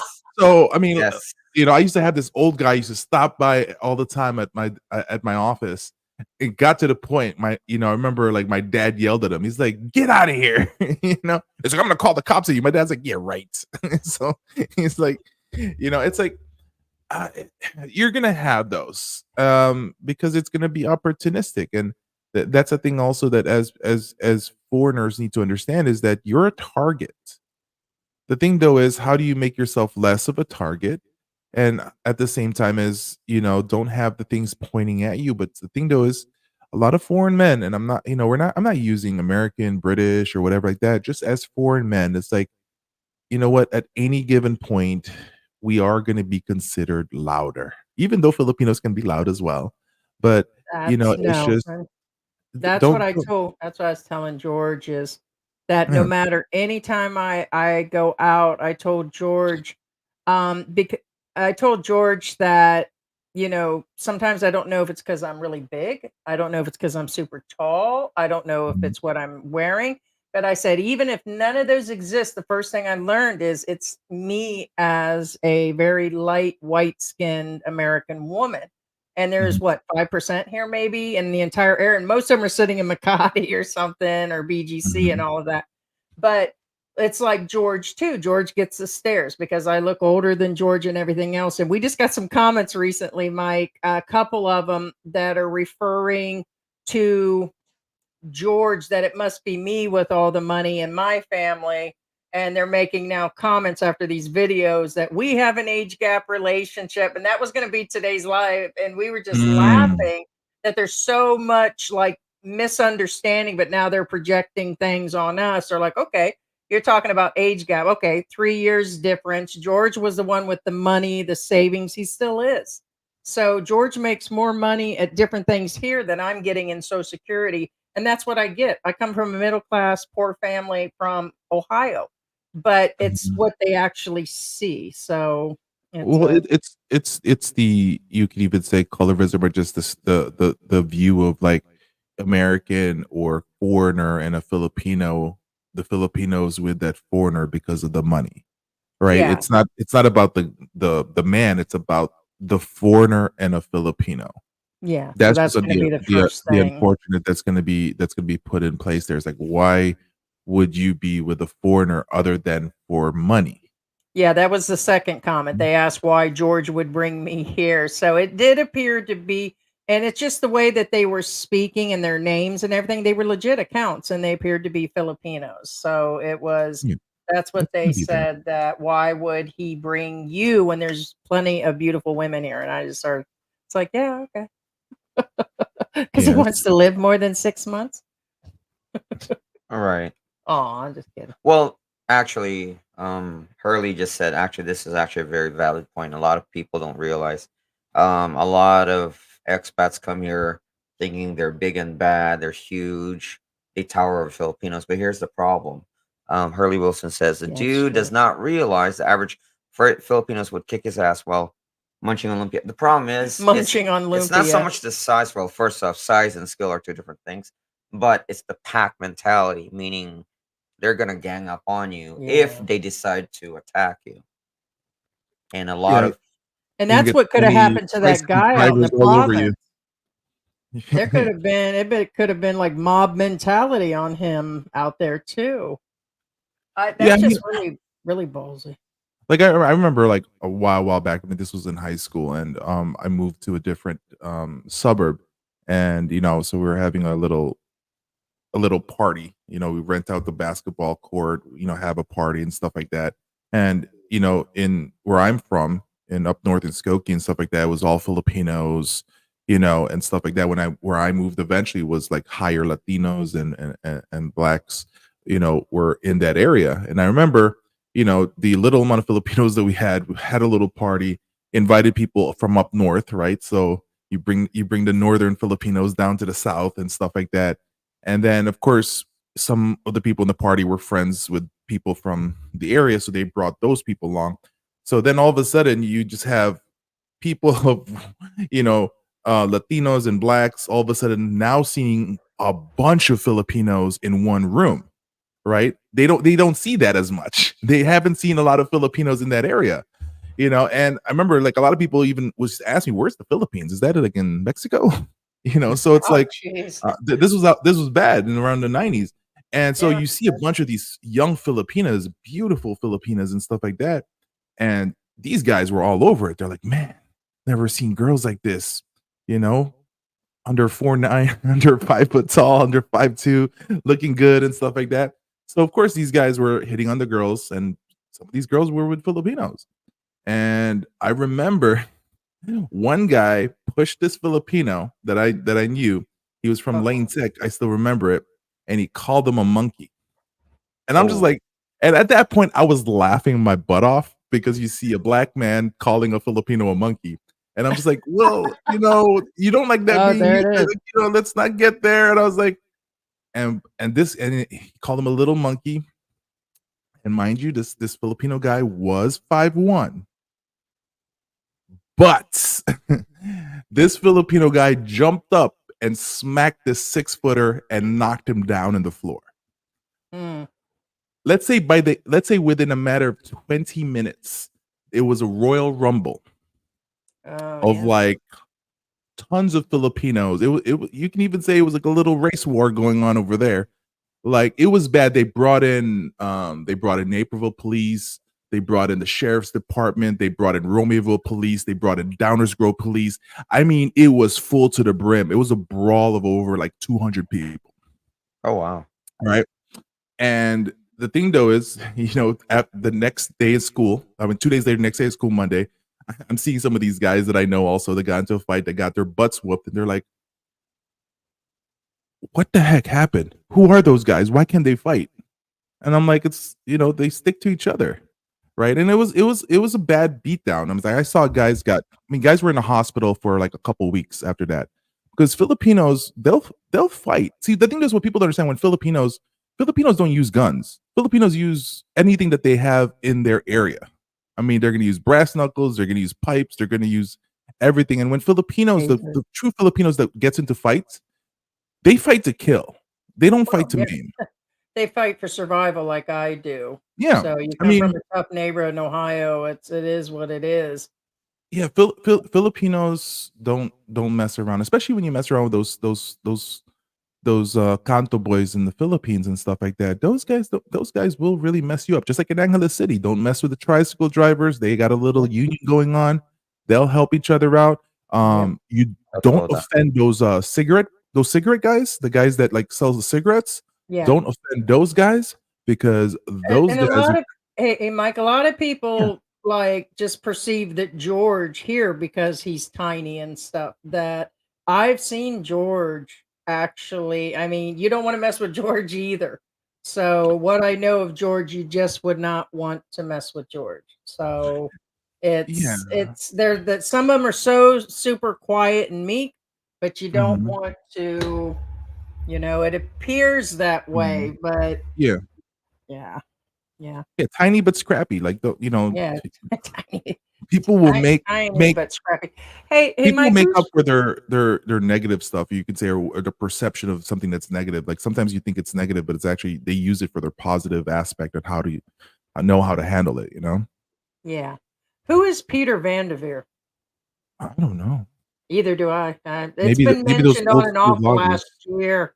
I think he's an old vlogger or somebody that what I call the old crew, used to. Yeah, The yeah. I Michaels mean, and it's the rare. Like VKs six, and seven the times a year, we get into something like Mark and everything. Did you see the release of his story again, Mark's? no, I the thing though is like I don't think that there's gonna be anything new yet, any new Yeah, no, movements, there's not, but he retold his so story you again. retell the story.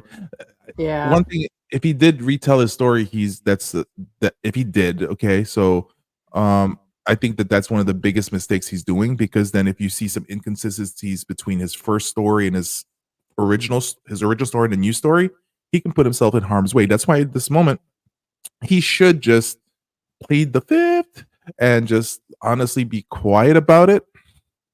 Don't say anything about it right now. He already released his first video. He's gonna, he should keep it up, or else then he's hiding something, or there's gonna be that perception that now he's trying to cover things up. So but if he yeah. takes it I down, I mean, can also he told understand it. his life story, is what I'm saying. He re-put out another video about his life, his story, not what happened. Sorry, Mike. I wanted to make sure. Life story. Yeah, Yeah, he retold sorry. his story. Yeah, I Retold. just wanted to say that because I was sitting there Got it, thinking, got it. yeah, that you're talking about that he was, yeah. Well, then No, he better have that life story in check because he has other videos out there. And there's guys that are really listening. There's guys that watches my videos and will then bring up something that, hey, you said this before. Why did you say this now? I'm that like, is because true. things change in how I see things as I go through my own journey in life. Like I used to believe the narrative of what do you call this thing? Um what do you call this thing? Saving face in the Philippines until you start looking really into it. It's not really, you avoid shame, but you don't lie to avoid Mm-mm. shame. If you No. do lie, because people say that that's a culture. It's not a culture. It's the culture of the Filipinos who tell the truth and not cause shame to the family. So you can't use this thing that Filipinos are liars because they want to save face and it's not a cultural thing. That's the part that I don't believe in. And so as I learn, I change my ways and I say my own stuff. People don't understand. Like, look, you can change your views in life because you learn new things. One thing that you can't change is true stories about you in the past. And so Right. if there's some inconsistencies, then he can put himself in trouble as well because then Well, you know yeah, he was actually going on, Mike, about a lot of people have emailed him, a lot of people have been messaging him about how he ended up in the Philippines. So his title was basically from tragedy, and he went through his whole rope thing, how he tried to off him. He went through all of that again and put himself out there. Okay, once again, something I don't think I'd be doing about. I mean, it's one thing about one way, but he put that out there, and then he was going through how he lost his channel, got another channel, had to rebuild himself after he met Paul. He went through like this whole thing about a boring old car salesman, and he went through all mm, this about his assets, his house, and how wonderful his life is now. He's got a baby on the way and such a beautiful. He went too much into emphasis. He went into the drama really heavy.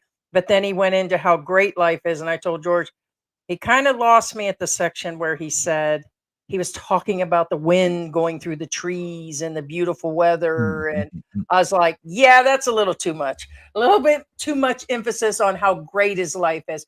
And I personally seen it as I think he's trying to tell the world that he's okay no matter what, which means it's the opposite. It's not okay right now. It's like he was trying to convince people in his story at the very end how things are on my side. Things are going my way situation. Yeah, people do that sometimes to like make themselves feel better. It's like a pat in the Yeah, back. that's what I You felt. know, it's you know, it's just projecting, or you can fake it till you make it kind of stuff. Mhm. And is it true? Maybe in his mind it is. That's how he feels. Yeah. But then at the same time, it's like, how do people like us view that video? How does he project it? How does he show it? Do we have our bias towards him because of past incidences that he has? That can cause a lot of problem as well. But Yeah. sometimes that type of a My eyes are wide video, open. It was if just too I much in there. if I was to be my little psychology wannabe self, I guess, Yes, please. I Please would do. take it just like almost like you and say that maybe he's just projecting or just faking the funk to try to make, I don't know, get Overcompensating. 10% of people to come back to his side, Yeah, because so he's that's where he got his numbers. Every time he tells this story, it brings in 80, 90,000 views, which he's yeah. getting anywhere between 10 and $20 per thousand. So he's really putting out all this extra on top of, so it's some of his biggest sellers when he goes through this entire story. But this time he really emphasized this time on how good things really are. In his previous one, he really went on about I'm at the end of my rope situation, literally. And he was going on about his depression and he kept going on and on and on. And then there was a point where in that video, he was just talking about how he was living with his mom and how he lost the money and he doesn't have his house no more. He slightly went into this, but then went into a little bit more of a change about how positive the YouTube channel was and how he makes money and how he did Cambly. He's admitting to all of his things that I hope he's taking care of. He's putting too much, in my opinion, too much information out there. I'm Cambly, and he's going on about his YouTube channel, which we know all of that's being taken care of in the U.S. And he went into a lot of details. So Yeah, at yeah, this time somebody threw who in is weather. has depression and is suicide risk, right? It's not idea for him what he's doing. It's not a good idea for him. Like, YouTube is not meant for that. Yeah, no, there's a lot. Especially if you have your comments on, and especially if you create more drama, because somebody who has that risk for the self-offing himself, I apologize, I used the S word on you guys. Yeah, Self-deletion stuff. The thing the people need to understand is that there are bad people out there that's going to troll him for that, and yeah, I'm sure that he probably has his filters on for that particular word. um if it's true, then you know what, it's very risky for him to do what he's doing. And at the very same time, is it's also risky for him to have that up and down type of a situation of what he's doing in regards for having that fight or having that stuff. That is an up and down situation. That's yeah, very risky for somebody that has that. And my question is, are you taking medications for it? If you truly are admitting that you have been to that point and have yeah, to actually carry a rope to remind you, I'm sorry, that is not a therapy for people who almost off themselves to carry a symbol of what they were planning to do, because that's supposed to remind them to do it again. So, yes. so with somebody that Hint states, cutters and some other things. They just yeah, relish in their sadness and stuff. And but hmm but for me on him, I was thinking about that. Yeah, YouTube can be stressful. I mean, yeah, it's stressful even if you have no. There's an anxiety. There can be depression. There can be anything that goes along with YouTube. So if that doesn't cause it, living in another country that I mean, it's a big adjustment. He was well into his 60s when he actually arrived here, as I'm to understand, And to make that sort of adjustment, I was telling George, I just watched a previous video of his where he was going on about during the pandemic. He just said everything in that video, like, the infrastructure's bad here. He was just downing everything. But in the video yesterday, oh, the people are great. So he was hate to say it, he was totally being apparent, what appears to be bipolar on the situation, literally. So And you're doing the some of highs. his videos, like 2-3 days ago, he was going on about it. So, and I'm You're talking like, about the highs and lows of he's got depression the and stuff like highs and that. lows, yes. Got it. Mhm. Got it. And he swings on his videos, does the same thing. So, and he keeps reassuring people of what great stuff he's got coming out and all this. So he's doing a lot of reassurance. And actually, I'm going to go to that sad end, is that I feel sad and sorry, because to me, I could see there's a lot more issues going on, and the baby will only add to possibly some issues for him. There'll be a lot of anxiety for that. And his wife can be in a super good place about that. And she's really happy about everything. And then if Mhm. he has that type of issues, that can cause an issue in itself. Then he's back. If something happens to that relationship, then he's back into that boat of depression. And then he's back into getting things out of his suitcase. Yeah, it's like, for me, honestly, he doesn't fit the mark for me from what I'm seeing him doing. I mean, other than you saying the highs and lows, but for somebody that says that he was planned to self delete himself, I don't know. I think everyone at one point probably thought of that idea, right? There's always that I think the average person will at one point, like, should I just, I'd rather just be this. That doesn't mean that you truly mean it, but for him to the way he speaks about those things, I actually doubt that he truly was at that point of doing something bad to himself. That's one thing. One thing that you can also look at is him using a lot of those type of stuff. That's drama, and I think people like that. That's what get people views, because people wants to see that kind of stuff. I think he's pretty much self-aware on what's gonna get him the views. I think that's something that we all are pretty aware of once you start getting into the YouTube realm of things. Like, I know what's going to get views, but I don't want to use it. So I don't go with the typical stuff. So I choose to go the long end of stuff. But I don't know. It's like, I say let him be until the next big hit happens, and then react to it about it later on and see what goes on. But it's a reality TV show. I got my popcorn. I'm waiting. Yeah. I mean, That's what you're my telling favorite people, is popcorn. that, Yeah. it's another expat here. It's all about entertainment, information, another expat, what not to do. It is what it is at the end of the day. So, Yeah, but to reiterate what Mike says again, like, when somebody states, as Mike said, when they want to self delete themselves, like Mike says, he may not actually have meant it. However, it's a different story when you telecast it on YouTube. yeah. That's something you just don't do, especially if you're an expat in the Philippines, because that itself may be grounds for you being removed from the country. Yep, I said that too before. Mhm. Right. So we're not saying that he was going to do it, but the Just a point bad is that he idea. telecasts this on YouTube is a Hmm. no-no for everybody. Mhm. Yeah. Yeah, that's kind of, when I think about that though, I start to analyze on the backside of some of his behavior doesn't seem sane anyways. So the grandiosity about the cruise ship and buying one when we know it could cost $1 billion alone to get a cruise ship of that size. Aren't them things really The self expensive? grandeur of Yeah, things. that they call Well, it's grandeur, grandiose. forget the cost of the cruise ship. The mere fact of overhead, and for those of you who may not be aware, even running a small crew of, let's say, 5 employees. I'm just giving a very small number here. 5 employees. You're running at least 5 grand a week on pay.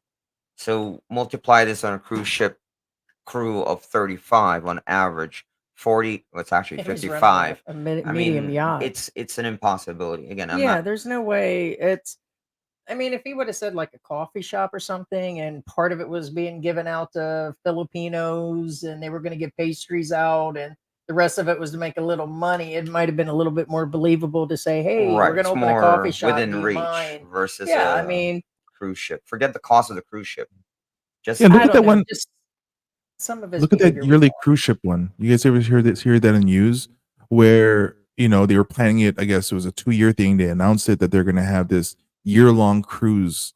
So these people were buying their tickets for the rooms. They didn't even have, and when they sold it, they didn't even have the cruise ship. I mean, this was a true cruise ship company, right? They didn't even have the the cruise rich ship yet. people, huh? So they were waiting for that money to come in and use that money, I guess, as a collateral to be able to purchase the cruise ship. On the day, I think 3 days before the cruise was about to leave, people were already flying into, I forgot which country, to board. Oh, People holy sold their crap. houses. People, gave up their leases and stuff like that. And then the announcement comes in that the cruise is canceled because they were not able to acquire Gives the me an cruise idea. ship. And so now people are trying to get their money back. People spent like literally 300,000, 200,000 to put a deposit on this, and it didn't happen. So like, for somebody then to say who has no experience owning a cruise ship, running a cruise ship, because it takes a conglomerate, an organization to be able to, but for one guy who just because he worked at a He cruise worked ship, on one. that folks is that's what you two call a different things. Kickstarter. Yeah, Kickstarter. All right, ladies and I would have gentlemen, taken that better. this is my associate Rico, and we plan to sell you the Philippine dream. I'm gonna sell you the Philippine dream with a price tag of 1 million pesos. Yeah, I should So do that come on too. over, email us. For What is that, Mike? About $20,000, gentlemen. I'm gonna I'll have make Rico sure here. that when you land to the Philippines, somebody's gonna pick you up. There's 2 girls waiting for you in the car already. We can Oh, I You're arrange like gonna that. that. have I like you're gonna that. have Yes. your 1-bedroom apartment ready to go, fully Yep, we're gonna furnished, have that. Oh, stocked with that. Like it's Rico like here will escort you down to Envy's and Phillies, and you can get a gulp at a bunch of those Angel City vloggers. Watch them walk by. What? includes a free What? massage every day. Like I can come up with something like that if I want to, like honestly and stuff like that. Right. Like what, it'll probably work. And as a matter of fact, I can Technically, probably make it happen. Hey, Mike, you can just hire we're 2 gonna sell girls, pick up Vigrant. somebody at the airport, and they'll drop them off at the jeepney station. Says Oh my somebody will God. come over in 2 hours and pick you up, and then I swear, I mean, I can probably sell a package like that. If I was like something as a fool, I can probably sell a package. I can sell the Philippine dream. I mean, Right? like we did a movie. It was like a For movie real. afternoon in my channel a while back where we played this. I think it's called Dream Hey, Girls. Mama could use a vacation to Thailand for like 3 weeks, man, before I'm they just saying. illegalize something over there. Yeah, it's about to get Nipped. they're planning to change it soon. But I mean, like that's the thing. It's like it's like there's the Philippine dream. It's great and all. It can be for you, but don't It can. overdo it with these unnecessary different little things. I mean, so I just pulled this up right now, right? So to become an undesirable alien in the Philippines, okay? Uh-oh. These are the categories. The All right, foreigners what are they? that include in this section are the mentally or physically disabled, Oh, snap. the illiterate, unless they are directly related to a Philippine citizen, parentless children who are below 15 years of age, beggars, the homeless, unskilled or manual labor migrant workers, unless pursuant with Section 20 of the same law, their prearranged employment, whatever, family members Right. accompanying a banned foreigner. Right? These are what's considered undesirable. So if that's just the basic setup of the law of what is stated, it is considered an undesirable alien. Then that would get rid of some of the other YouTubing trolls that don't know how to spell in their trolling comments, huh? Well, You there's said there's illiterate, different. That's not truly illiterate. But what we're saying is like, if you're disabled, you can technically get kicked out of the Philippines. Yeah, They so technically can admitting it kick on you air. out. So you as a tourist, you can eventually like if you this is where people need to pay attention to a lot of these things. It's like, so him stating in regards to his mental incapacity or his thing that he had, he can get kicked For out of the some money, he Philippines. sold out for it some c- money. it can be used on him, of him admitting that he is suicidal, and he continues to be suicidal because he needs to remind himself of it, right? The next question is, the government might go to him and be like, okay, you're here, great, whatever, you have this Filipina, are you taking medications? And what people don't understand is that when you become a harm, they can actually put you in a home, Yep. and they will drug you. They will climb up in your butt so fast in the Philippines, it's not even funny. So it's like, it's just crazy how it kind of works out for things, but we'll see. I think that, it's going to be a problem in the next 10 years, and then the Philippine government might have to change their laws. We might see that eventually, because if you start getting a lot of oh, look, you guys got another $5 from my troll. What up, Tess? Oh, Thank you so much. yeah. Before we bring that up, just real quick, Simply Social again has a valid question here. Do jails have air conditioning? The Of answer course they is do. yes. Very ice Oh yeah, my cold. bad. They Your own they Mike, bring personal you Mike, APU. Mike, I'm caviar selling the in dream the here. morning. They give you Come caviar in the on, come morning punch somebody with in the Ritz eye. crackers and I'm gonna yeah, punch and foie George in the gras. eye. No, guys. Live stream so I can go get me some Ritz Yeah. cracker and some real AC. No, in all honesty, they have this roaming. No, I'm not joking. They normally, no, I wouldn't say normally. They don't have Mhm. AC, but they normally have a roving Mike Tess is in the house. electric fan or a Yes, sir. blower, as they call it. And this travels from dorm room to dorm room. It's about the size. Most jails are about the size of barracks. There's no floor space to sleep on. And then when They're really somebody overcrowded. was given this blower, because it's a privilege, they actually have Mhm. somebody standing guard, making sure nobody moves and takes that blower. George is I'm not making this up, guys. classified as a blower in Oh my gosh.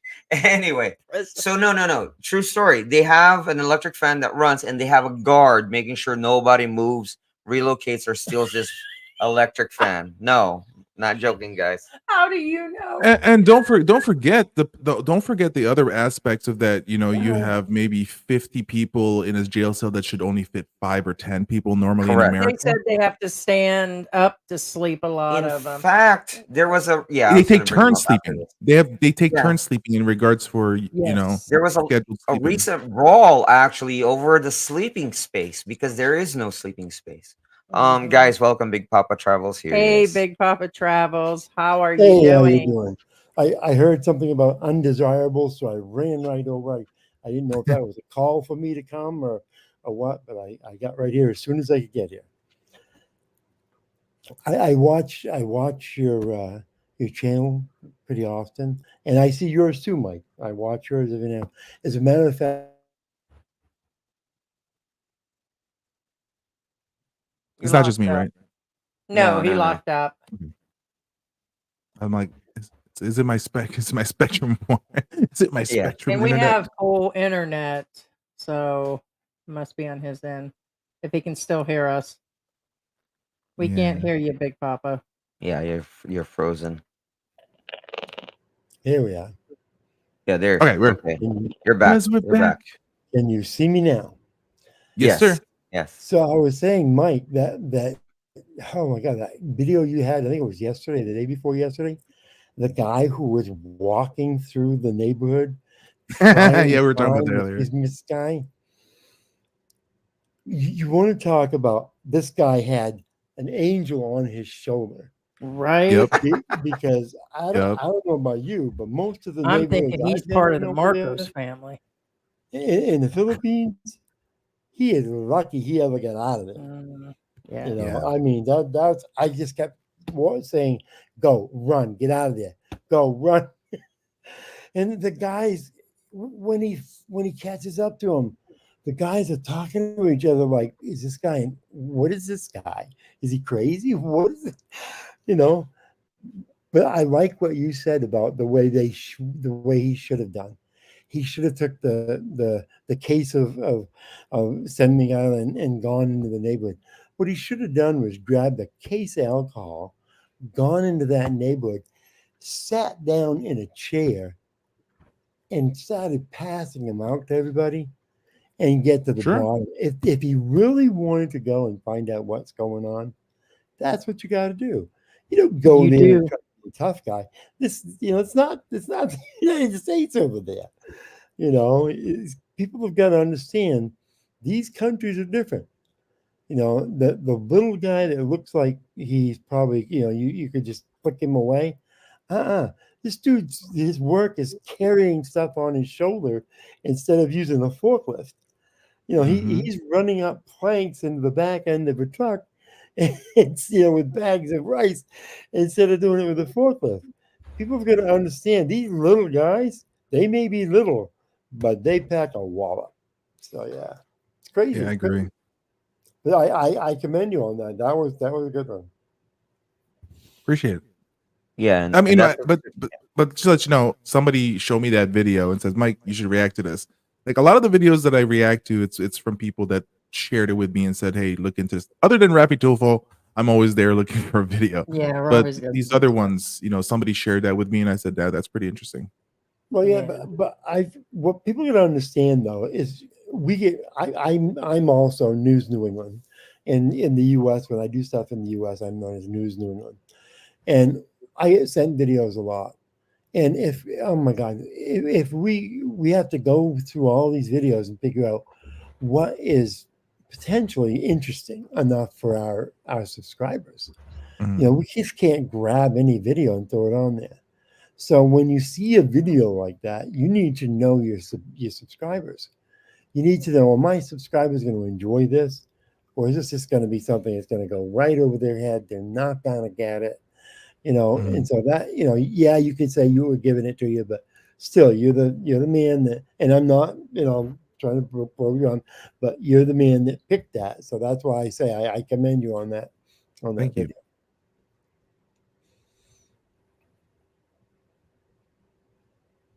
I feel like we should have a cricket sound.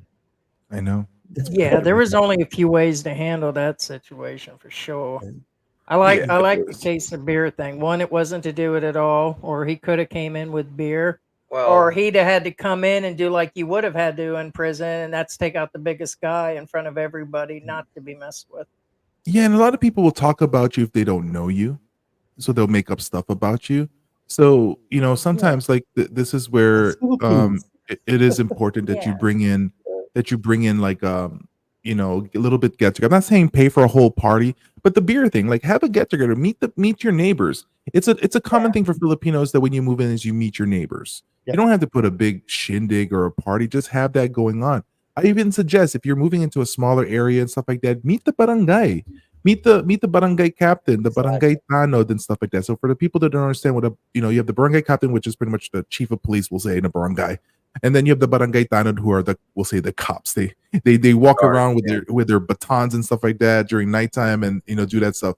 Like bring them some alcohol, some drink and stuff like that. Those Once guys are for resourceful. Christmas, yeah, it's just the being able to just have that important time to be able to have a conversation so they know you a little bit, and also it adds a little bit more of a protection for you as a person. But that's Exactly. just my belief on things. Now, my wife, my ex-wife, we just got divorced, is a Filipina, and we've been married for 17 years.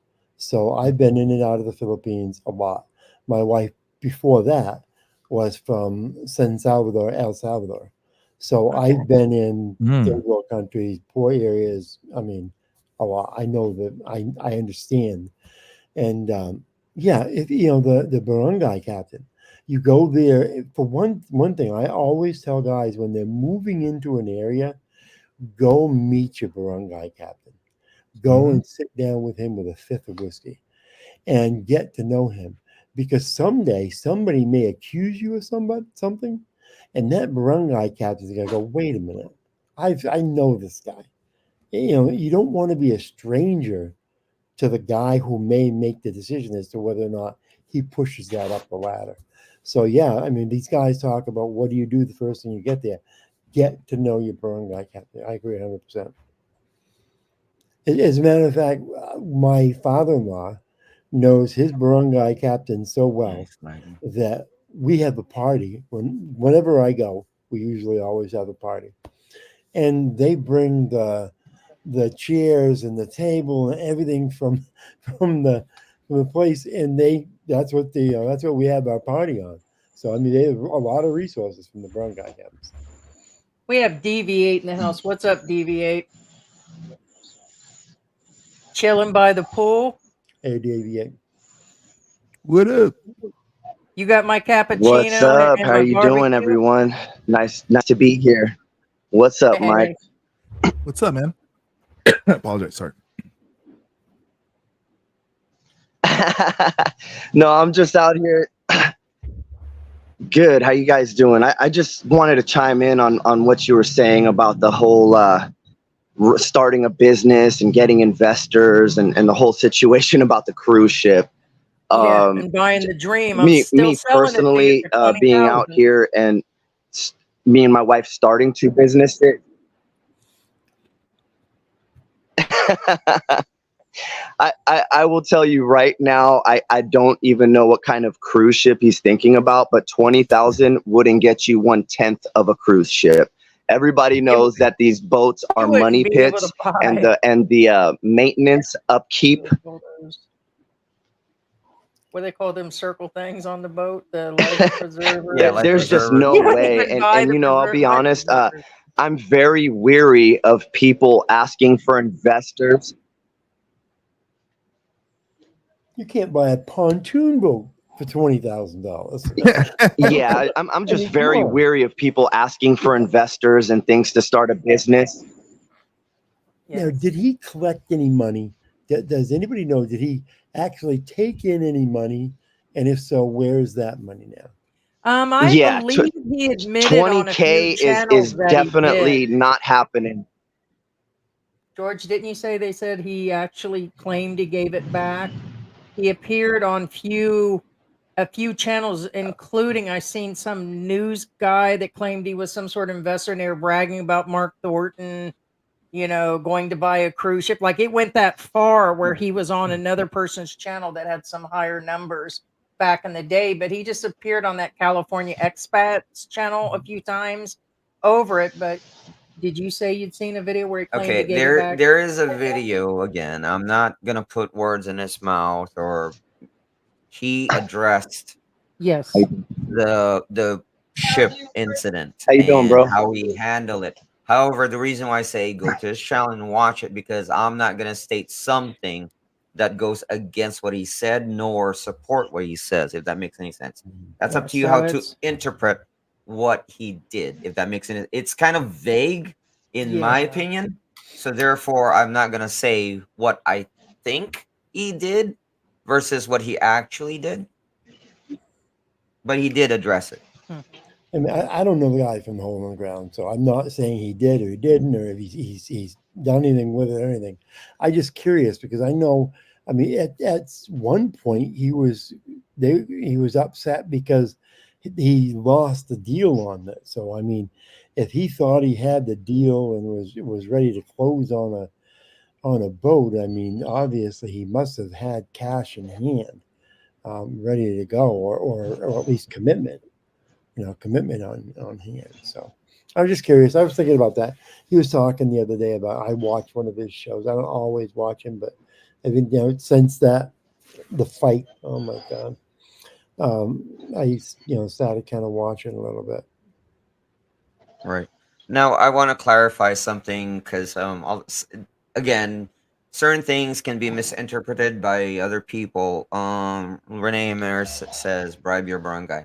Now, to clarify on the beer thing, that's not the intention. That's not what it was meant to be.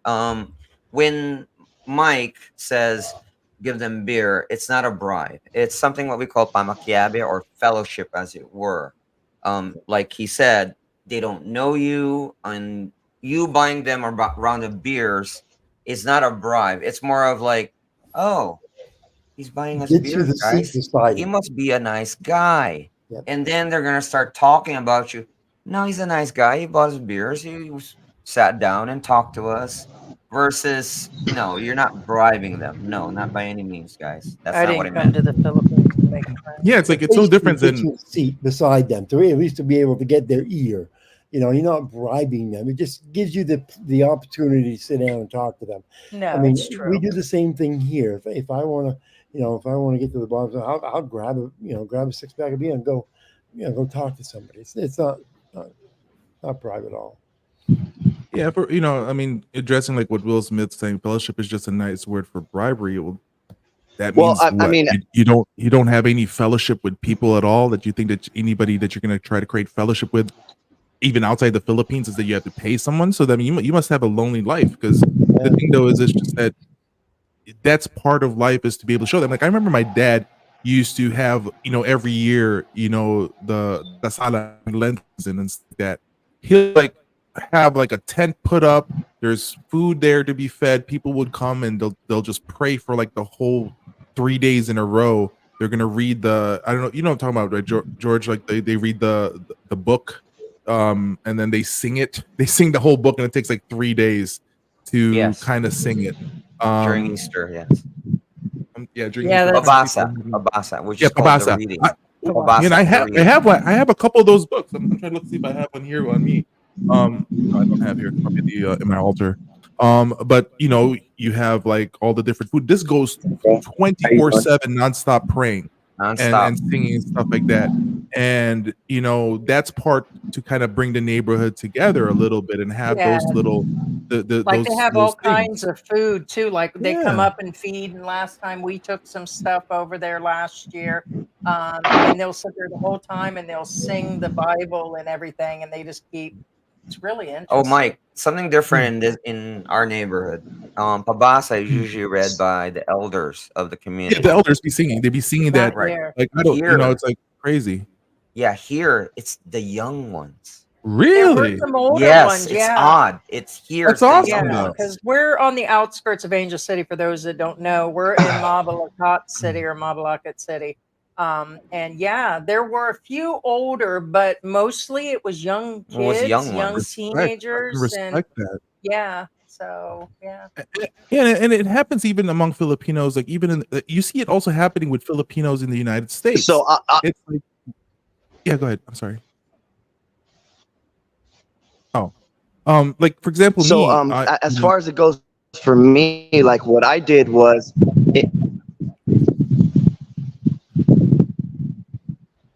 I went ahead and just supported like the local basketball team over here. Like I sponsored the basketball team, got them jerseys, got them shorts, bought them a basketball. I also did that with like my local police departments, where our businesses are Early, I'm gonna located. spend that on What we cat did was food. we went ahead and sponsored the Christmas party for the police departments, bought a lechon, things of that nature. Well, you have a Bottle business, on? so that's Wow. that's Stay like leveling up. good with my neighbors and kind of show love, so I think sponsoring different things goes a long way around here. Right. Like for me wise, I wouldn't sponsor. I'll be honest, okay, for like those kind of things. That's me though. But I guess if you have a business, that's part of marketing anyways. So then I can, then I can understand that aspect. But I wouldn't do the sponsors. Like I've had people try that on me, like, hey, do you want to sponsor a basketball? I'm like, no. I'm like, not unless you put my face in your basketball jerseys. Then it's not going to be pretty. but they didn't want to. But you can put my face on some dresses. But that's just me. But like if it's a business, then that's marketing for me, and that's also having to show that pakikisama, pakikipagkapwa, and stuff like that. Yeah. Like for example, one thing that I do and stuff like that, like even in here in the US, I'm the only guy that has a life-size version of the Black Nazareth. I'm the only guy that has that in the United States of America. And so I bring that to Catholic churches to have a get together for Filipinos, and they love it. Like if I bring that into one of the Filipino churches, nice. and there's gonna be close to 2,000-3,000 Filipinos coming in for that event and stuff like that. I do that just for that purpose. And so it's a Filipino thing to have it. It's not just a thing that's done for foreigners. It's not just a thing that's expected for foreigners. It's just something that you are showing that. Now, when some of these Filipinas try to say that you have to throw like a wedding like party and spend like $2,000-$3,000 to have this get together for the whole bayan, that's a lie.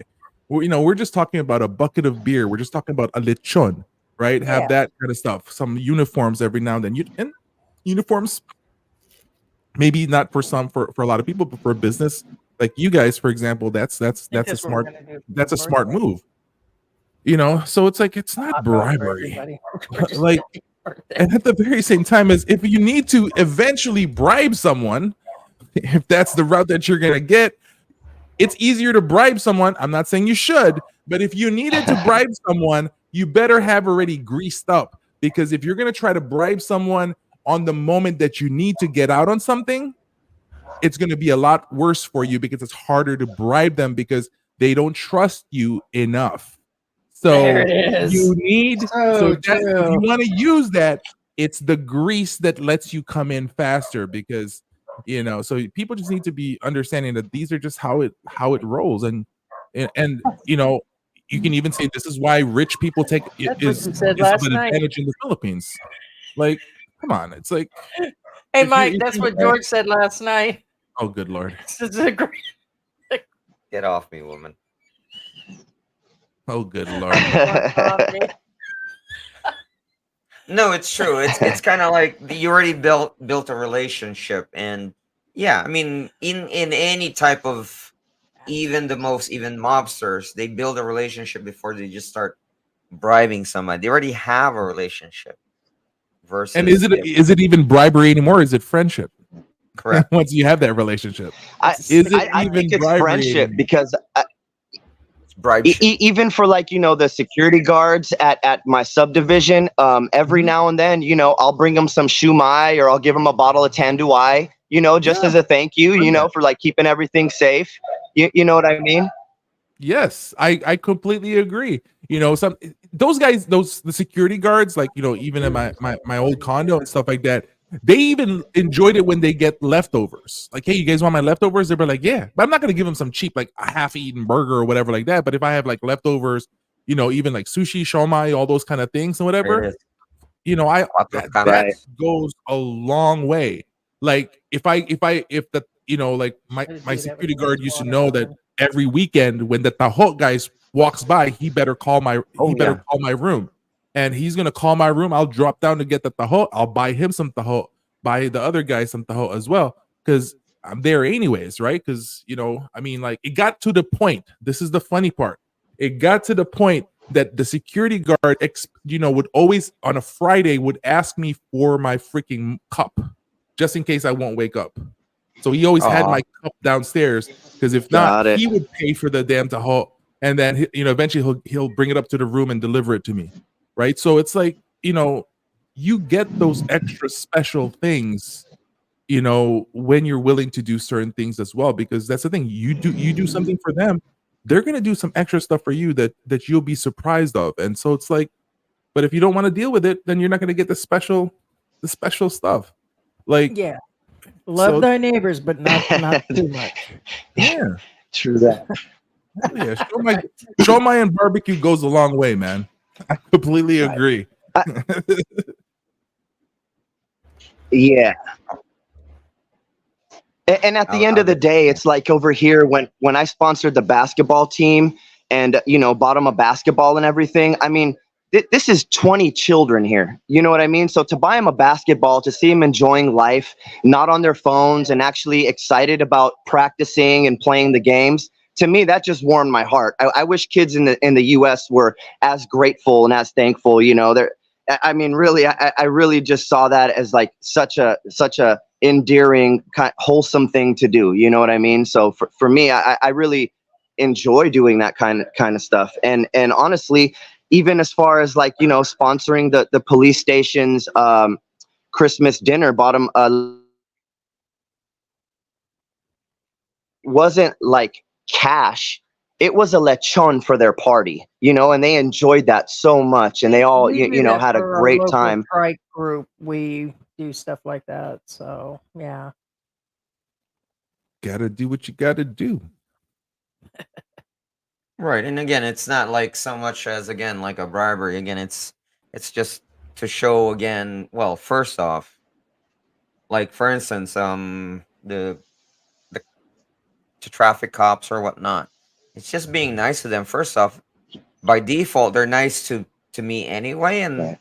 I'm not doing anything special to them. They're like I said, one point in time, I'm just driving by and I stopped because it was a crosswalk. But guess what? The traffic cop says, "Hey, you want some donuts?" You know, I'm like, "Oh, sure." You know, by default, Filipinos are nice. By Right. default, there's nothing wrong with you being nice to them back at Mhm. all.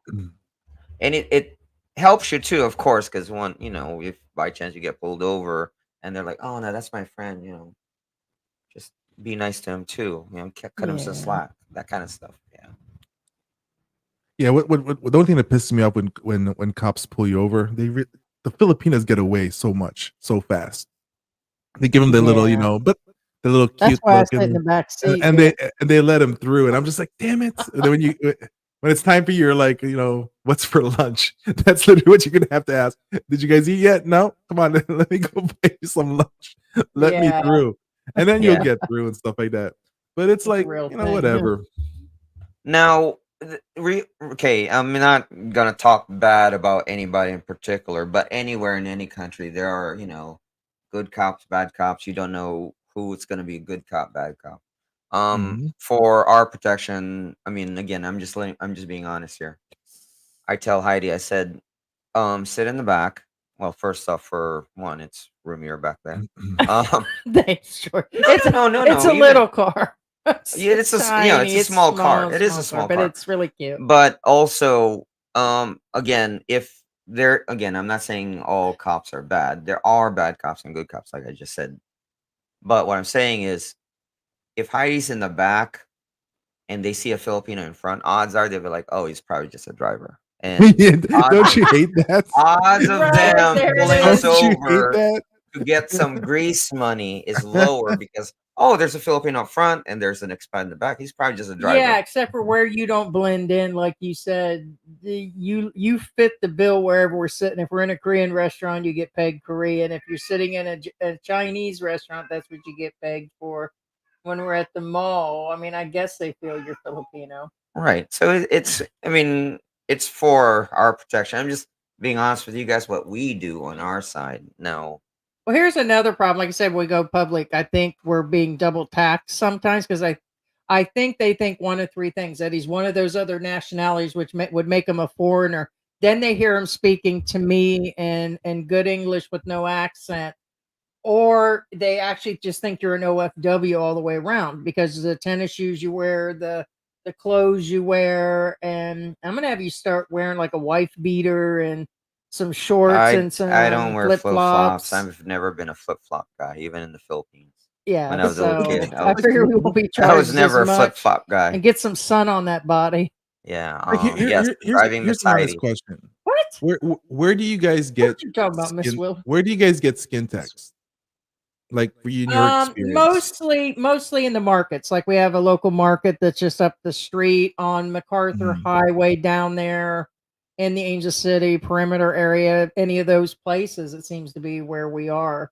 Yeah, And you got to watch it in the mall because we tried to get some Well, electronic in the items mall. in the mall, and there were no prices on the woman's booth. It was one of those center Oh, it's a kiosks. booth. Okay, it's a booth. I'm about to say, but like yeah. if in the specific stores and stuff like that, and that's the thing. It's like for in my opinion, for other people, is like if you really get truly bothered. I'm not saying you guys get bothered, but other people get so like just like why are they trying to like take advantage of me, Yeah, no, we right? just go into And it's SM like or Robinsons where we can see the yeah, prices. Yeah. Well, and I Well, tell we do people it's most like of our go to the shopping mall. online too.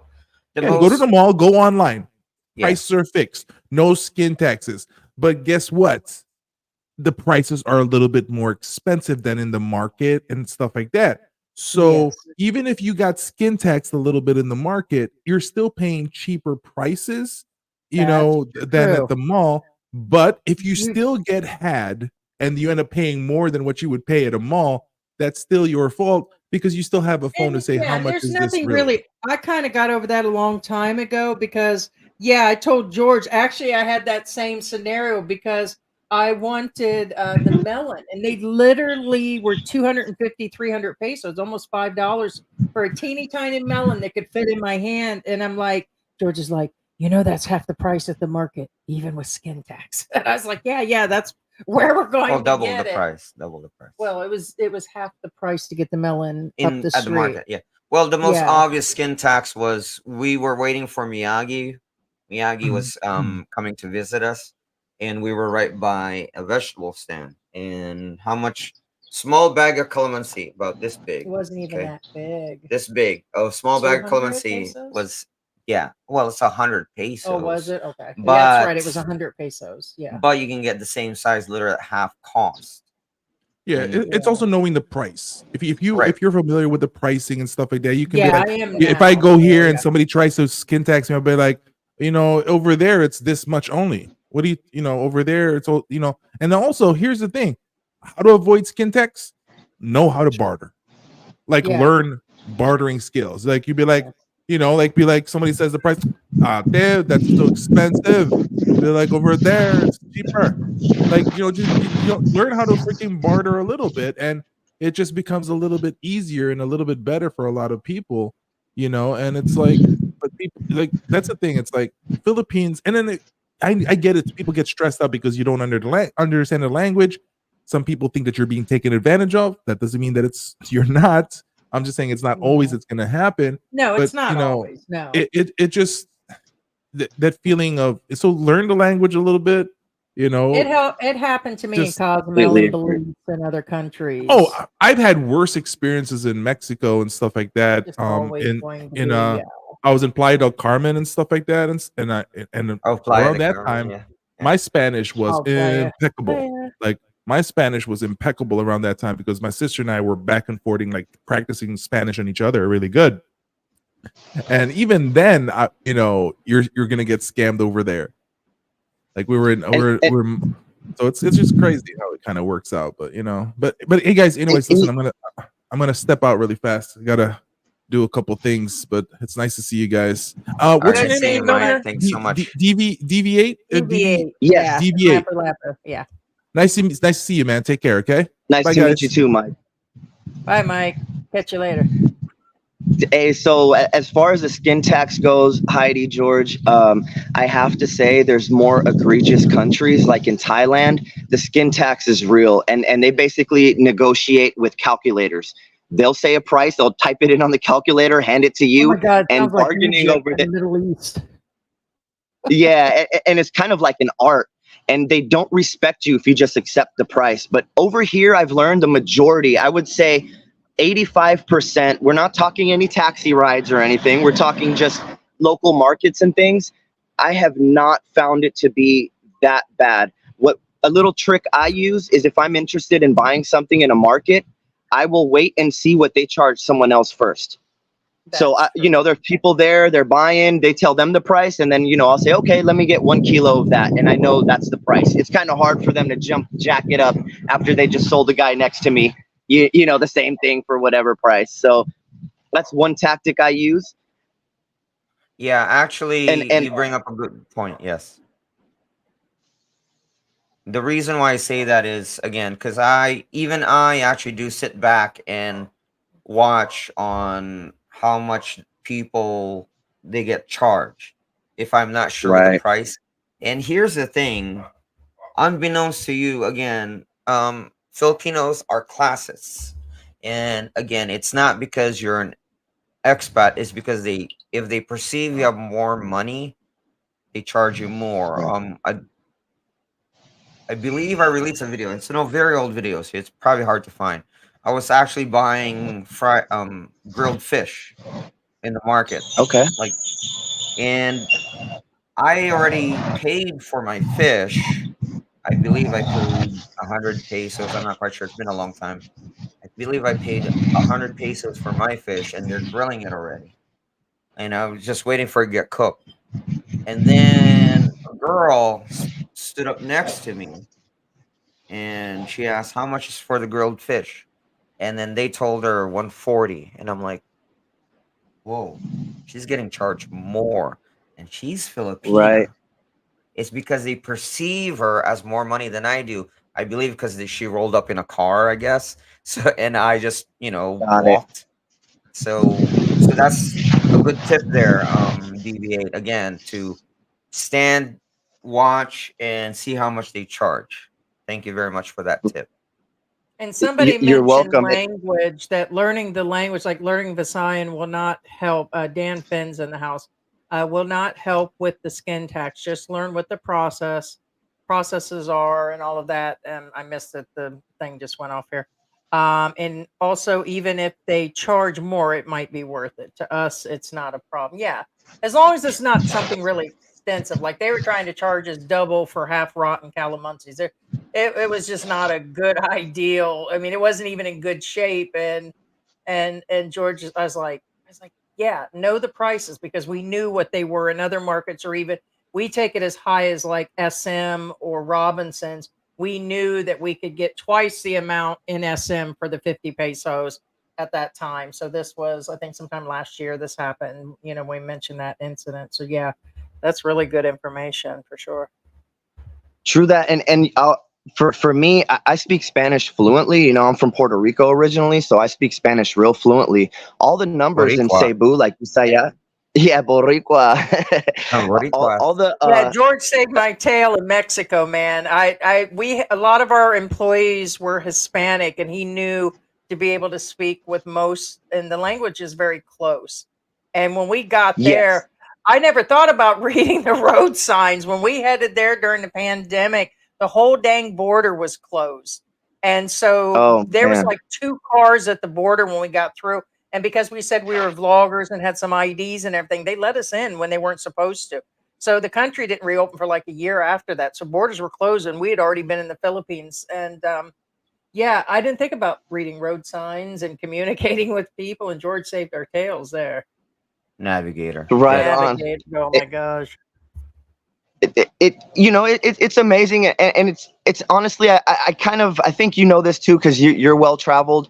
Just knowing a couple words in the local language kind of breaks the ice. I learned, if it's not for anything else, it just kind of lets them know that you respect like where you're at, you're trying to learn. Like when I go try to buy something here, I'll say pila, they'll tell me a price, and and all the numbers in Cebu are Spanish, Bisayat, right? So I know the numbers, so I can go back and forth with that. But I've learned that's got me pretty much a long way. I mean, even when I go with my wife, she's Cebuana. Um, I've noticed that the prices are on how much they like you. Is kind of what I noticed. If you go to your local fish vendor and you go to him twice, 3, 4 times, you kind of build a rapport. And Suki. I'm kind of learning that here. Yeah, like building a rapport with people goes a long way. You know what I mean? And also definitely knowing the prices. Like if you go outside to a local kind of fruit stand, you're going to be paying a little higher price. And if you go to the main market in Cebu, for example, you're going to be getting the rock bottom prices. So it's kind of, you got to know how to navigate that. Just kind of gauging, where you're at, I think is also real important. Yeah, and speaking of Spanish, for those of you who are fluent in Spanish, if you're moving to Davao or the Mindanao area, there's something called Chabacano. Okay, Chabacano Okay. is a lot similar in Spanish. It's not 100%, but for the most part, if you understand Spanish, you would understand 90% of the time of what a Chabacano is saying, and vice versa. Wow. Although, be aware that there are certain words that mean the complete opposite. But it's no different for anybody who knows and understands the Spanish language. For example, a good example when it comes to Spanish is ahorita. To some Spanish culture, it means Ahorita. later, and to some Spanish cultures it means now. Same thing in Now. Chavacano. Yeah. Certain words may mean the opposite, even though it's the exact same word. Just so you guys know, when it comes to Spanish here in the Philippines. Welcome back, Big Papa Travels. And Interesting. Alex Living Hello Abroad has there. joined. How are you, Alex? I'm doing well, Heidi. It's nice to see everyone. It's just so much for me to learn. I'm actually living in Thailand, but Of course, everybody knows that for American people, the visa situation is just a lot easier in the Philippines. I actually visited the Philippines about, it's getting close to 5 years now, and I loved it. And so I'm thinking about coming back and just wanting to kind of dig into your content more and get some insight, kind of see some of the things that aren't what I call like vacation mode. Like, you watch some vlogs and it's gorgeous. Like the country's gorgeous. The people are friendly. I love the food. I know that's a controversial take, but I actually love the food. And but you just get the sense of like, I'm going to come for a week. I'm going to go to Palawan or Boracay, but I'm not going to really get into the culture as much. And I'm kind of looking for something a little bit deeper. So yeah, I just wanted to chime in and say that your content's been super helpful. And looking forward to learning a lot more. Appreciate you. What would you say are the big differences that you're finding, or what would be the reasons you would choose the Philippines over Thailand?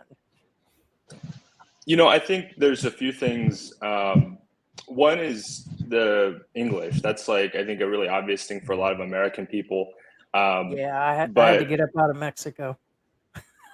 Well, and even there, like something that's kind of another layer there is like, I feel like coming from English, we can learn Spanish a little bit easier. I stayed in Latin America for about 6 months. And yeah, definitely your mileage may vary.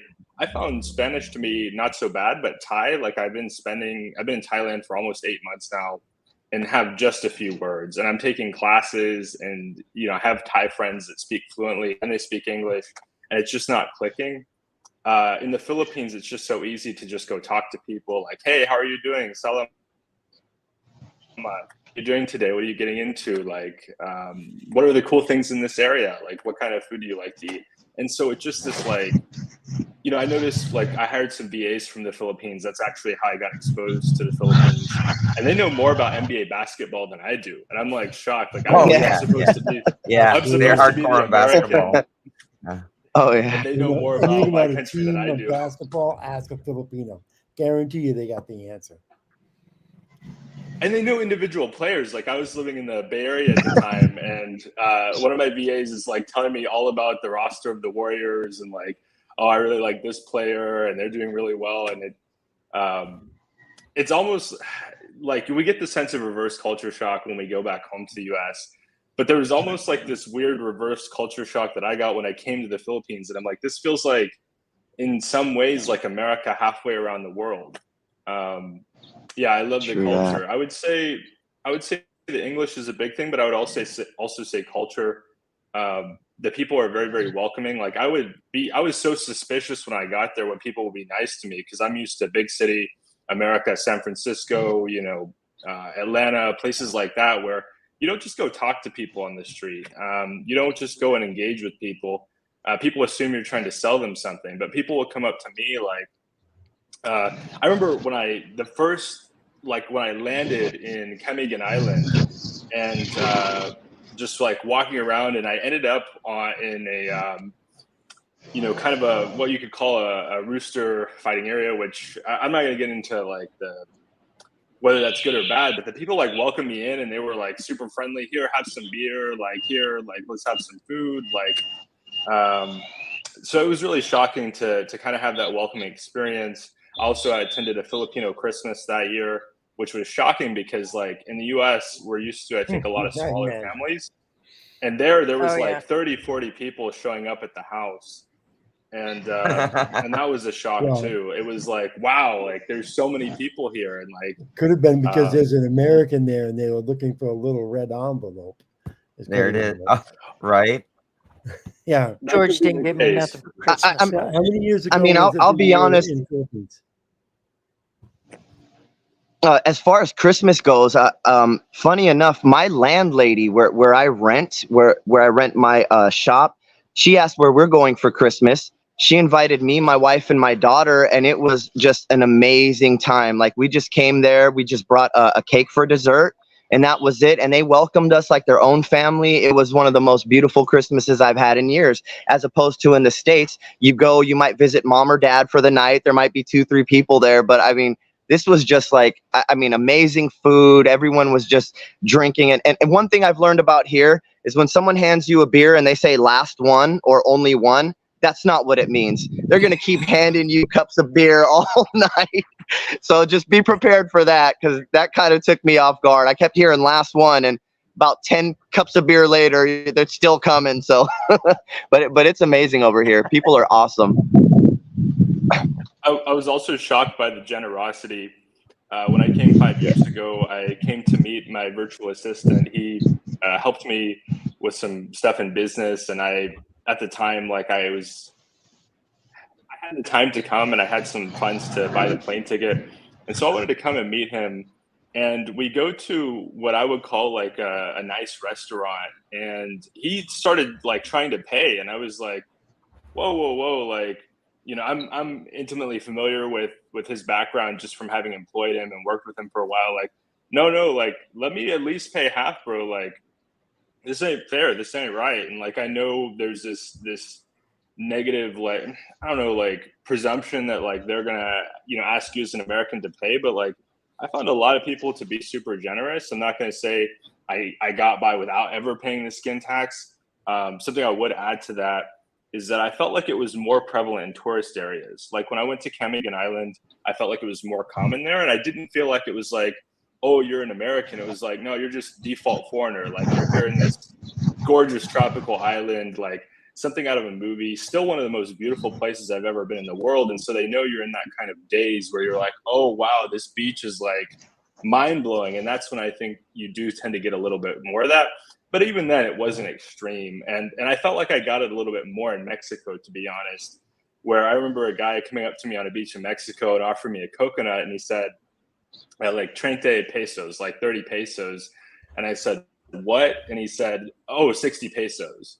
And so like that, you know, just like in that instance, I was like, oh, wow. Like, you know, just because he thought, like, looking at me, I'm mixed Asian American, but I could pass for Latino.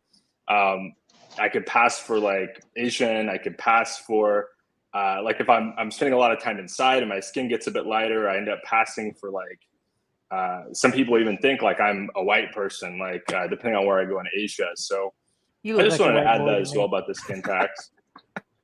Well, I'm definitely Joe. Bishop Yeah. BB8. You too.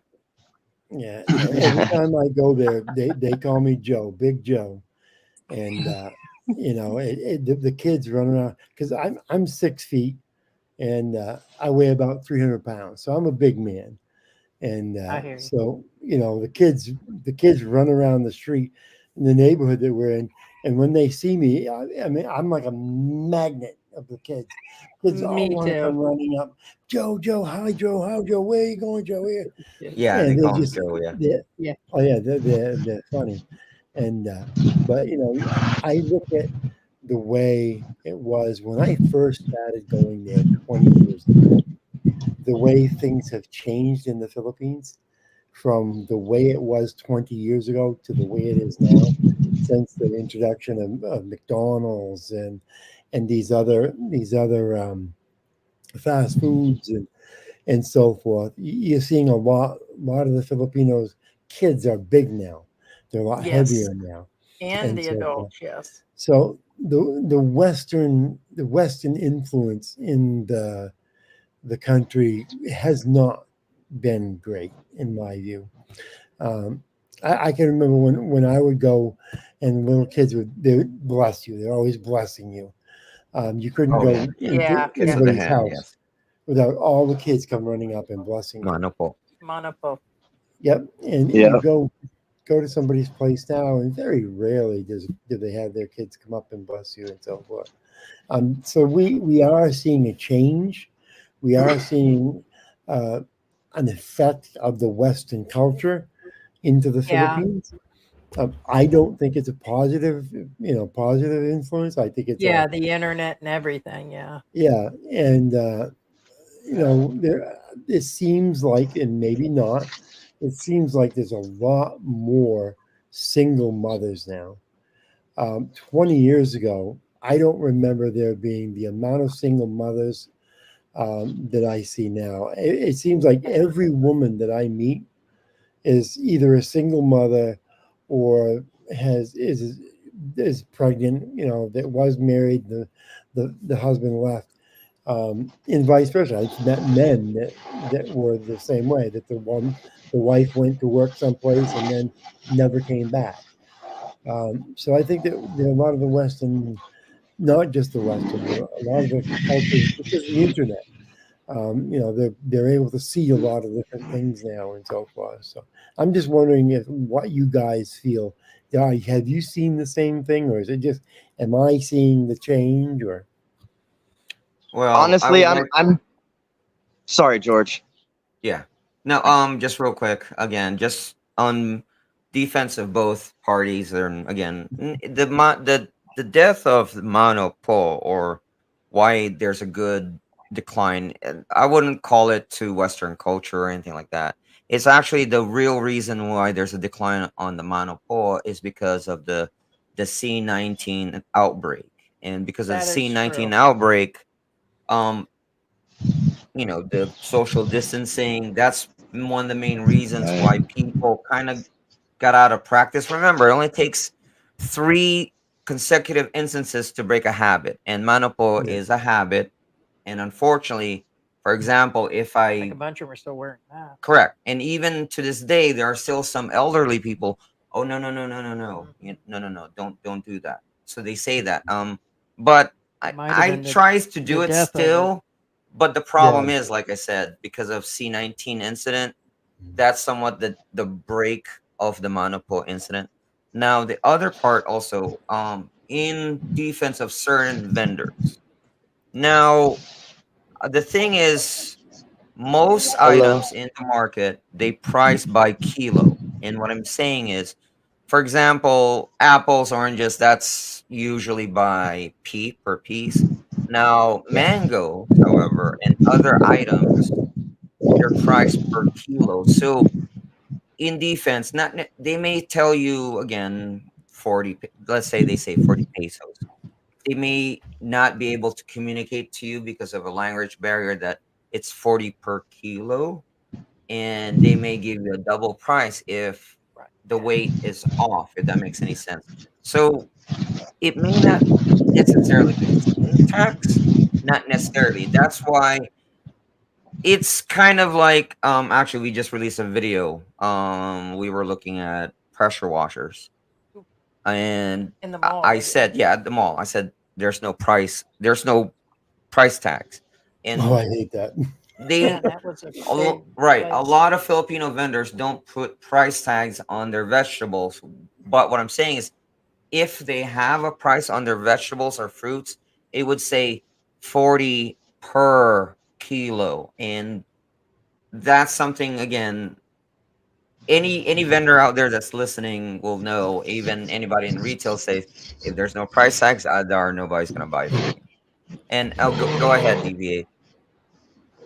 Um, yeah, I completely agree. I mean, I have to say, for example, when I moved out here, I learned the manopo because when I met my father-in-law for the first time, my wife explained to me how I should, approach my father-in-law. So I learned the manopo, and to be honest, like just as you stated earlier, I'm sorry, I don't know your name, but I'm only 43, and I have the kids call me Lolo, and they give me the No, manopo bless. You know what I'm saying? And Grandpa, I Can am you Lola. really quick? I am grandpa, Lola. Lolo, grandpa. yeah, They yeah. they see So this white and this Lolo to me. I'm telling you. Okay, I'm yeah, but 62. it's really great. I mean, honestly, the kids, in the plaza where our businesses are, there's a lot of kids that just kind of hang out there and they live behind, and all that. But I just like to give them, I just pay for like little snacks, little candies, things like that. I give them a little 50 pesos, go grab a few candies, and I have to say, I mean, they've never once like asked or expected it, but when they see me, they definitely come up to me and go, Good "Bless, night, bless Sarah. Lolo," Yeah. So Yeah, it's kind of cool. And as far as the vegetables and things go, you're absolutely right, George. You're absolutely right that every most things are in kilo. But funny enough, how like in the U.S. we're used to oranges, apples being by the pound. Here it's for each one. They do sell them individually for some reason. I've noticed that it's a big thing. And for anyone trying to buy calamanzis, they're about 100 pesos a kilo, 120 Right, max. exactly. That's a and big bag. Yeah, that's a big bag. Yeah. just a I'm quick gonna funny story. interject here. JPJ said Western people didn't tell Filipinos to sleep around and don't take responsibility. Can't blame everything on fast food and social media. Looks like they're kind of going around making some comments here. Interesting. I'm trying to see if there's anything like previous to Western influence also has good influence, not just bad. But if you follow backwards worldviews of the Catholic Church, you end up as a single mom. So that was his previous comment. Yeah, I mean, Jump right up here. I'd love to have a debate about that, because I can tell you, 20 years ago when I started going to the Philippines, was prior to the big influx of the McDonald's and the fast food, and where my parents, I mean my in-laws' house was in La Union, which is Bawang, and all you kids running around the streets were small, they were thin and so forth. But as soon as the fast foods came in, you go into these fast food places, and it's just loaded with the kids. The kids are going and getting the stuff that's food product. And you can see how they've gained weight because of that. They're not gaining weight by eating more rice, because most families have barely enough rice to live on. So it's got to be something that's came in to the culture that's come in within a 20 year period. And really the only thing that is okay, maybe there's more snacks, but I can tell you that most kids don't have enough money to go pay for snacks that are going to make them gain weight. It's the fried stuff. It's the French fries. It's that stuff. That's the sort of stuff. It's the shakes, getting the it's what shakes. they're eating. Yeah. Yeah, and I'm not saying that it's a bad influence. I'm saying it's a negative influence as far as weight gain, as Yes. far as being able to have quick food. It's a good thing. A lot of Filipinos, they'll that's their treat for the week. I can remember when I was going there, my wife's cousins and stuff, their kids, I'd give them $40 for the whole bunch of them to go out and get something. And I mean, they hadn't been there for a month, and they were crazy. They were going to be able to go and see everything at McDonald's and so forth. Mm-hmm.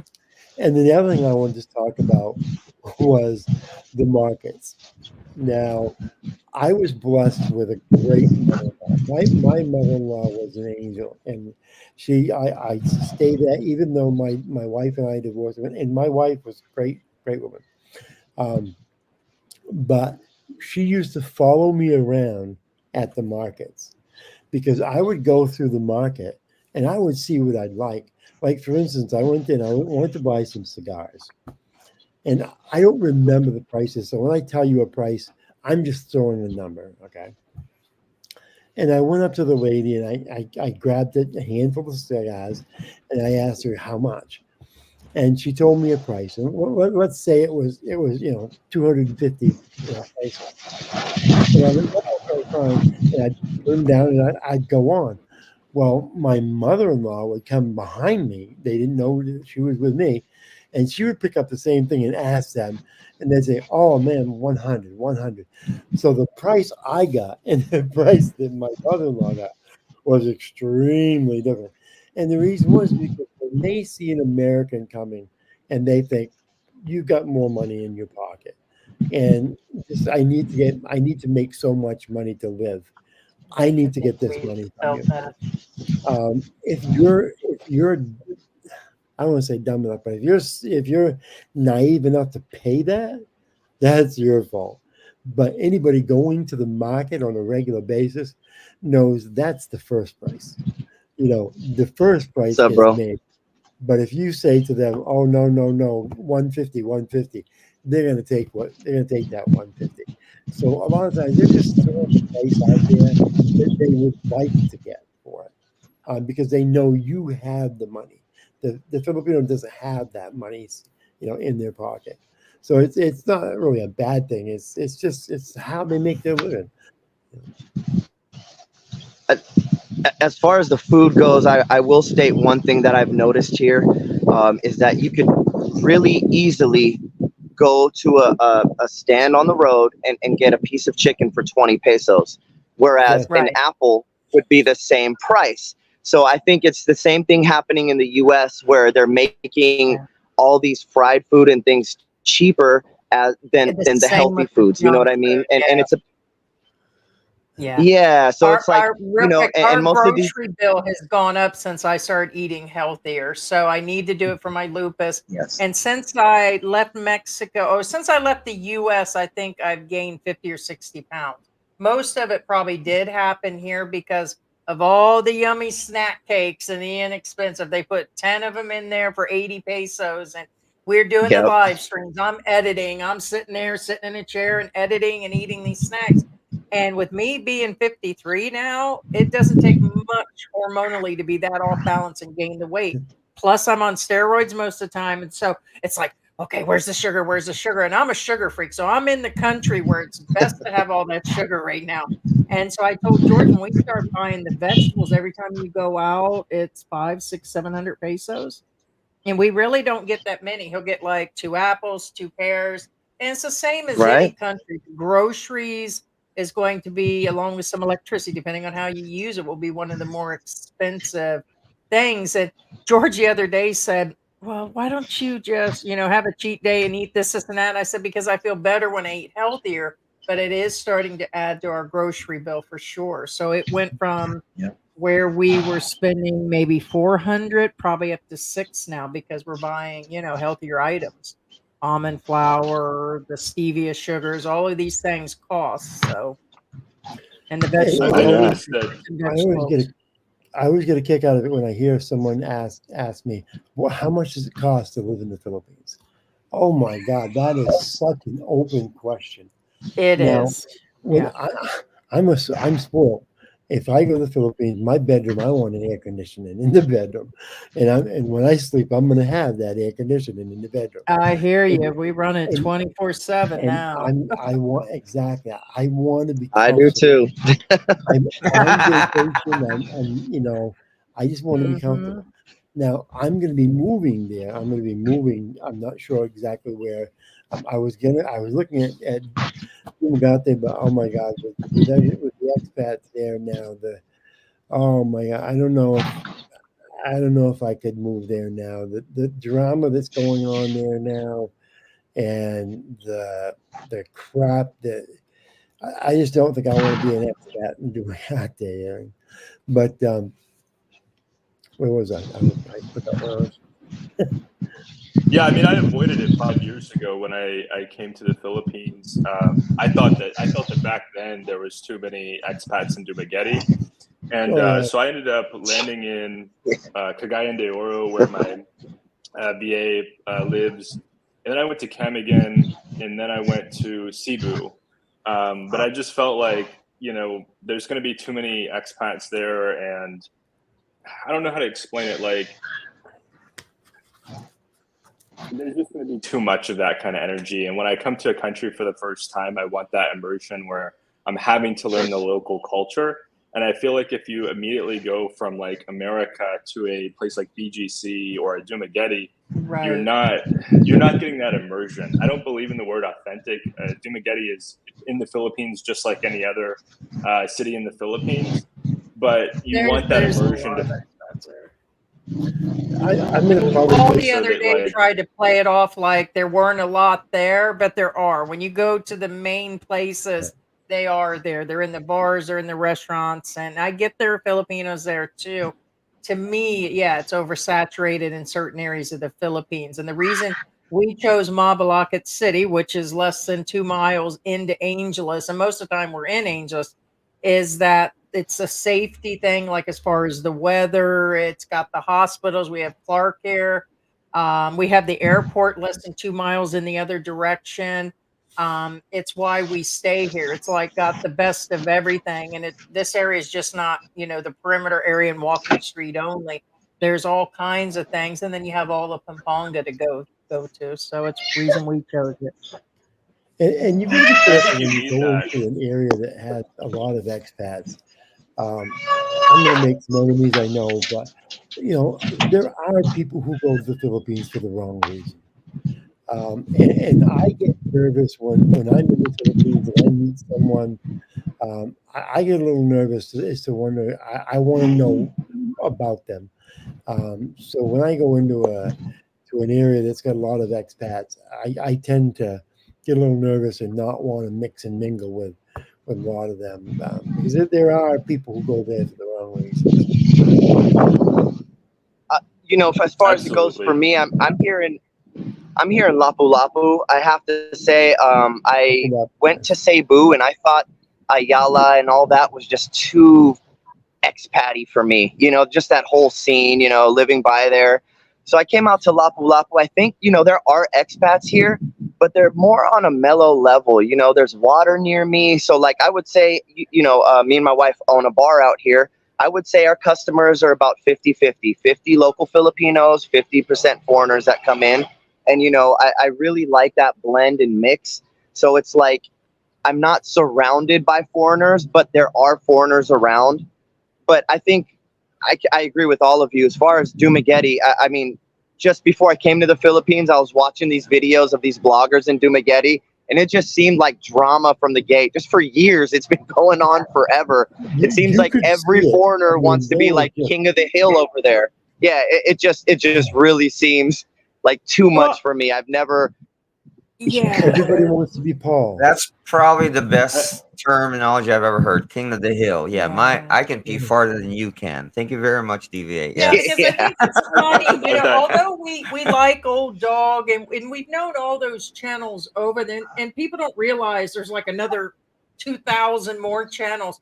After the pandemic, when the country reopened, them vloggers tripled up. While we sat here in the pandemic and we were locked down here in the house, it's like there were only so many doing live streams. There were only so many covering expat help and all of this. And then it's like people kind of forget that, they're human too, and that and some of them, their channels were something totally different 2-3 years ago. I mean, come on. At one point, they were showing off their wives all the time and their friends and the parties they were at. And they weren't always the people they are now, but now all of them base their lives based on that 5 or 6 vloggers that are over there. And they're getting over there and realizing it's not what it was cracked up to be. Even I fell for stuff in this area, knowing we were coming. And I fought George the first year. I said, George, this is nothing like. He said, I told you, but I guess I was really watching the vloggers and the internet, and he's busy working 16-hour days, and it was nothing like, the propaganda that all of the vloggers were putting out when we got here. And I watched them like at the height of the pandemic. That's when we decided to move here. And none of it was. So watching the vacationing ones let you see how beautiful it is, but not really give you the real life. And it was harder for me as a female expat to see any of that. And it was rare that I would see real. Now, I went like this because one of the most biggest falsehood, and you guys are obviously been in the Philippines and still in the Philippines. You mean that I'm gonna get a beautiful girlfriend? No, that's not the biggest falsehood. I still hear it to this day. Okay, when did I do my dishes? That these vloggers put out to their subscribers or whoever unfortunately come across their channel. One of the biggest flat out lie is there's always this question that always comes up. Can I use my electronic devices in the Philippines? Oh, yes, you can. It'll be fun. Just plug it in. No. Oh, my God. Oh, my God. Oh, my God. And what happened to me? She listened to him. I told him, no, don't do that. I'm gonna let you know the person that allegedly is in my thumbnail actually made that statement that you can plug your devices in here. 220 here, 220 volts default. Anything that's 110, which is US, plug it in, it'll explode. I lost it when we were at the hotel because we were separated. We were in quarantine. Right, we were in there. There was a 10-day quarantine that we had to pay for, and at that time it was separate. And I did. I lost 2 devices. One was a heating pad because it was a long freaking trip. We was on a long trip during all of that. And yeah, I plugged it in and poof, like literally it went up in smoke. I was like, I count. okay, I was like, Yeah. maybe something was wrong with it. I count And 3 vloggers that said this big giant misinformation. yeah, MT was one of 220, them. 220 here in vaults here in the Philippines. You need a converter or make sure that your device converts. Yeah, Now, we what- ended up So I completely agree, George. I'll tell you, Heidi, the same thing happened to me. I brought a stereo system out here, plugged it right in, and poof, smoke came out of it. And for some reason, I think they put that out there because as far as a cell phone and a laptop, you can plug it in, and they're right, you know alternate laptop like will, and the currents. cell phone plugs Exactly. usually are. Yeah. So I think what they do is they might plug in their cell phone and they probably didn't bring any other appliances here. Let's be honest. Most of them probably came Yeah. here with just the clothes or things like that. So they assume in their heads, oh, I can plug anything in. But you're absolutely right. That is not the truth. There's And a I lot think of too, that, a lot of but it's- expats, they're trying to, or a lot of bloggers, I should say, they're trying to like sell the dream. And I've been a salesperson for a long They time, are. so I know that when you're in sales, you're always trying to show the positive. And by the way, problem the with 2 that, to biggest me- ones there are car salesmen. So that's their previous Exactly. jobs. Oh God. The No, problem is because like we know that- we they know that omit they the do. truth. Yeah. Well, you know, the thing of it is that the Philippines sells itself. Exactly. Yes. You don't need to If sell you it. go there and you see True. what the Philippines looks like, and Right. you drive around the neighborhoods, yeah, you're gonna see poor. You're gonna see stuff that you don't like that's gonna make you tear up. But then you're gonna see the beautiful areas that are just unbelievable. The amount of beauty, and it may still be a poor area, but these people have taken care of their neighborhoods. I can remember 20 years ago, Philippines. Some of these neighborhoods were just garbage laying everywhere, and Run down. yeah. And now you go into some of these neighborhoods, and they've started cleaning them up. They started, putting flowers around, and they really are taking pride in their neighborhood. They're really taking pride in the way their neighborhood looks now. So it's really making a difference. But I yeah, think there's a lot of truth in that too. yeah, and the people. I mean, if you've been in the Philippines for much more than a week, you've already fell in love with the Philippines because they are the most gracious, the most thankful. They will give you the shirt off their back if you need a shirt. That is the truth. I have been in the areas that they didn't know me from a hole in the ground, and they're inviting me in to have dinner. My wife's with me, and they invite us to have dinner. They want to make sure that we have a place to sleep that night if we're off in a different area. So yeah, it doesn't need to be you don't need to fluff the Philippines. You just need to present it the way it is. You just need to present the Philippines the way it is, and people will love it and come. I was just thinking real quick. I wanted to say that this would have never happened in the U.S., especially that one guy that the British expat, where the Filipinos, they put him up for almost, I think, close to 7-8 months. You're talking about Daryl? Almost the a other year. one. And that was Q's Adventure did that whole thing where he had repatriated back.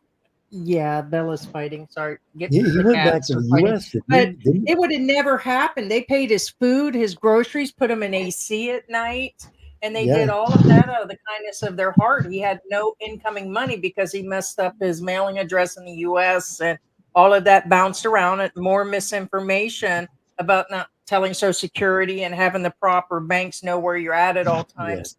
But that was really freaking awesome that it was a Filipino family that was feeding him and even gave him AC as medicine and never expected anything in return. And the So there was a similar story in Cebu. Another vlogger, he has about 100,000 subscribers, did an interview with this expat from England who was staying on the streets. I don't know if any of you seen that. This was a few months ago. And are you talking about Alex? he was living on the Yes.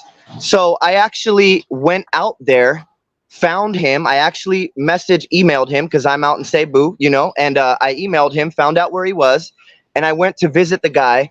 And, you know, I don't have to say what, you know, what I did with We him, did but, an you know, interview with Alex. yeah, so he's a good guy. He actually got donations for him and helped him out and everything. But when I went there, I was talking to him, and I went there, you know, a few times before he got the money from Alex. And literally, local Filipinos were buying his hand rolled lumboys that he was doing. They were giving him food every day, taking care of him. I mean, it was just the most amazing thing. You know what I mean? And he was having some health problems and things. And I told him, I asked him, hey, I see a lot of foreigners across the road there. Do any of like your countrymen help you out or anything? He says they walk by me and look at me like scum. And he says they don't even buy my lumboy or buy my boiled eggs that I sell. And it just was heartbreaking to me, and at the same time endearing. I mean, local Filipinos who we already know don't earn a high salary. We're helping him out with food, buying his lumboys, his sticks of cigarettes, whatever. I mean, that says a lot. That really says a lot to me about the people here. Yeah, and It's amazing. I think the two people, when they see hear stories like that, they think, oh, well, it's just food. It's just, you know, but because they open the refrigerator and that refrigerator is full. They've got a freezer down in the basement that's full of meat. You know, when these Filipinos, they open up their refrigerator and there's just today's food in there, or maybe a couple of days worth of food in there. So the food that they're giving is coming from themselves. They're not going to eat as much rice tonight because they're sharing with you today. They're not going to eat as much chicken because they're sharing it with you. That's what I wish people would understand in places when they hear these stories, that this isn't stuff that is the excess. They're just eating the egg.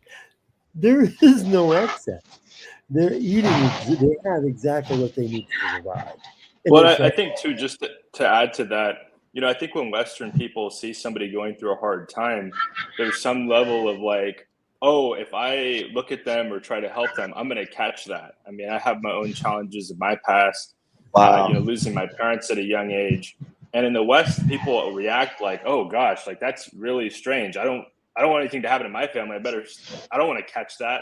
But in the Philippines, people don't really see it that way. They're more collectivist, and they see you as part of the group, and they want to take care of the group. They don't want to like constantly try to distinguish themselves like, oh, if I look at that poor expat, that's going to be me next week. If he's making lumpia for the neighborhood, I'm going to be in his shoes, so I better stay away.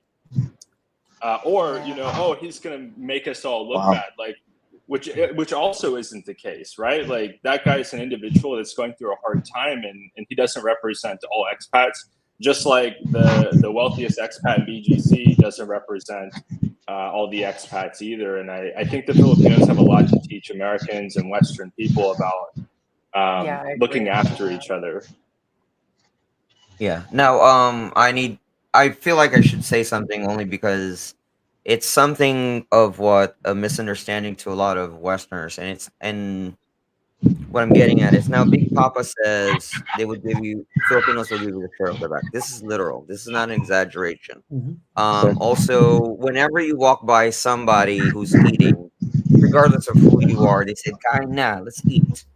Now, this is what I say, that this is the point where you actually have to analyze stuff. And what I mean is I get told that a lot. I'm like, kinda. Now I look around at their food, their meal, and whatever. And then if I don't see, as Big Papa says, if you don't see any in excess, turn it down. Say something like, "Oh no, thank you. I'm full. I just ate." Because honestly, guys, they're giving you their food out of their own stomachs, literally. That's what I said. They're not giving you excess. They're giving you what would normally go in their plate. They're not putting that in their plate, so it gives it to you. You know, so sometimes when you hear the kaina, you know, and you say no, it's they feel insulted a little bit. So me, if somebody says for me to come in and eat, I will go in and eat, but I'll have a very small amount. enough so that they can see that I'm eating, but I'm not taking a lot from them. And when I do, and when I leave, I always leave something on the table for them. Always. I've never gone and eaten at someone's table without leaving something on the table for them. A gratitude. Well, what my wife always calls a gratitude gift. Make sure we leave a gratitude gift. Yeah. That's a wonderful attitude to have. I think they really appreciate that too, that you have this respect for their culture. You enjoy their food, but you also set that boundary where you're not taking something that they're so generous, they're going to give you something they can't afford to give you, and you already perceive that ahead of time. Oh yeah, but see that's the problem. I'm going to say it. That's the problem with Filipinos, is they will take food from their mouths to feed you, and there are greedy people who will take that food and save themselves a meal. It's yeah, Um, it's definitely something to get adjusted to also. I mean, think about me being in a country for I've been here for 3 years now. So for 50 years, well, through the 70s and 80s and 90s, maybe the beginning of 2000, but then people just turned with the internet. People got meaner and meaner, fighting in the stores. Like literally when I met George, I had to step on some toes in the beginning like and I still tell them that here to some extent. I said, but you have to do it with like tact and grace. But here, like the first year, I struggled really hard with all of that. You know, I thought people were they were being so nice. You were actually kind of like, what's going on here? So you will get that Same, inside of Heidi. you where you think someone's kind of scamming you for a little bit or what's up? Why are they being so nice to me? And I learned a lot of that from being in the West for so I long. mean, I'm a child of the 60s and 70s and 80s. I mean, it was all free love, peace, and go ahead and roll this up, Yeah, I hear you. So I'm used to that, putting things together. Everybody, we'd all get together and everybody would throw stuff in and we'd have a meal because of what everybody threw in. So I'm used to that culture of people inviting you in and so forth. But you just have to remember that if they're giving you their food, then you really should think about, okay, should I leave a gift, a gift of gratitude, and that's what we always call it, is a gift of gratitude. And I always leave twice. I figure out my wife and I, if we stop, I look at what we ate and I give twice of that. And the odd thing is how cheaply people eat in the Philippines. Oh my God. I would go to the Philippines and everybody, all of the cousins and the brothers and the sisters, everybody would come to the house. And I would say, well, okay, let's go out and eat. Well, if you say let's go out and eat in the That's what Philippines, he told me. that means you're paying. You're nobody's paying for this. If you say let's go, it's up to you. And so Yeah. I'd say let's go out. And I mean, you would see people just packed in the cars, and we would all Right. go out. And I would get scared, thinking, "Oh my God, what's this going to cost me? Oh my God!" And I'd leave there for like $100. 8, 10 people for $100. I'd be like, oh my God. And we would have, all the food we Everybody's wanted, full. the dessert we wanted, halo halo, you name it, we'd have it. And I could get out of it for less than $100. I love the Philippines. Yeah, and also like I said, like there's traffic cops, right? Like the other day, they changed they're changing the rules on e-trike rules. Again, it varies per province or state, as it were. Um, Today I'm actually going to take out the e-trike because apparently they're still legal in our area. But what I was getting at is when I did stop and talk to a traffic cop, I bought, well, her. It was a her at that time. I wasn't sure what traffic cop I'm going to come across, but I bought her a a burger and a drink, which Yep. guys total 35 pesos for both. Yep. It was a Coke. It was a Coke drink and a burger. 35 pesos. You can't beat it. 35 pesos. That's not even a buck. 75 cents. You can't get a drink at 75 McDonald's. cents. Exactly. A burger and a Coke. And I gave it to her. I said, And then I talked about, you know, how are they doing? How come I don't see this cop anymore? That kind of stuff. And have they heard any new rules? But point is I did take some of their time, but in exchange, I gave them something small in return for me just asking simple questions. And And you're making a connection with them. You may correct. need a police officer sometime, and she, you know, if you've done that, she'll remember you, and it's easier to get help if you need it. If Right. you've already has made a connection with some of these. I mean, I was in the 80s. I was my first wife was from El Salvador, and I can remember driving down the road in El Salvador, and the cops would have a checkpoint, and they would check you, and then before you would pull off, they would ask you for a donation for gas because they'd have no money for gas. There'd be, you know, ambulances parked on the side of the road with donation with a boot, taking Right. donations to get back to where their barn was. And you know, I haven't seen that in the Philippines, but I'm sure it probably is in some of these you know outlying provinces or the mountain provinces and so forth. But if you're an American and you see that sort of stuff, you cannot comprehend it. You cannot comprehend that there is that amount of poverty that even the cops have to ask for gas money, and the Indians have to ask for gas money. You know, it's crazy.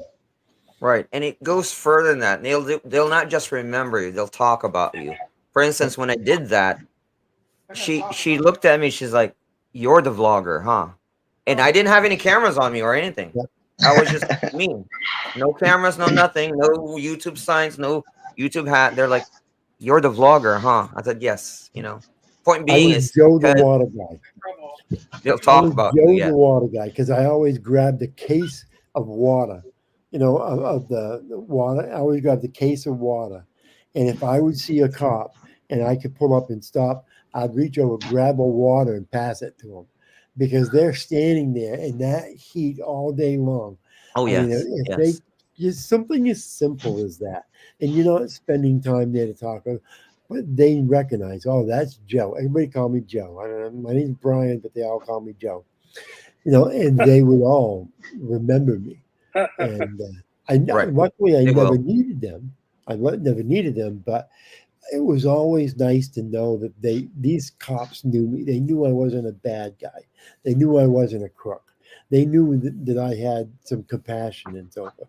And that's what you want these cops to know, is that you have compassion, that you're not there to take. Because when Americans go to the Philippines, there's two types of Americans who go to the Philippines. There are those who take, and then there's those who are going there to give of themselves. And they always, when they first get there, they look at you. Is this a guy who is taking from, or is he a guy that's coming here to help? You know, to go into some long ride, some country. And it's nice to set that off, you know, and let them know immediately when you first get there. You know, that's what you don't hear the vloggers saying, because they haven't been here long. They haven't spent 20 years, 40 years for me, 45 years between El Salvador and in the Philippines, 45 years of third world country. So there's a lot of stuff that these vloggers will learn, but they're giving this information out. They're giving these suggestions out, and they don't even know yet.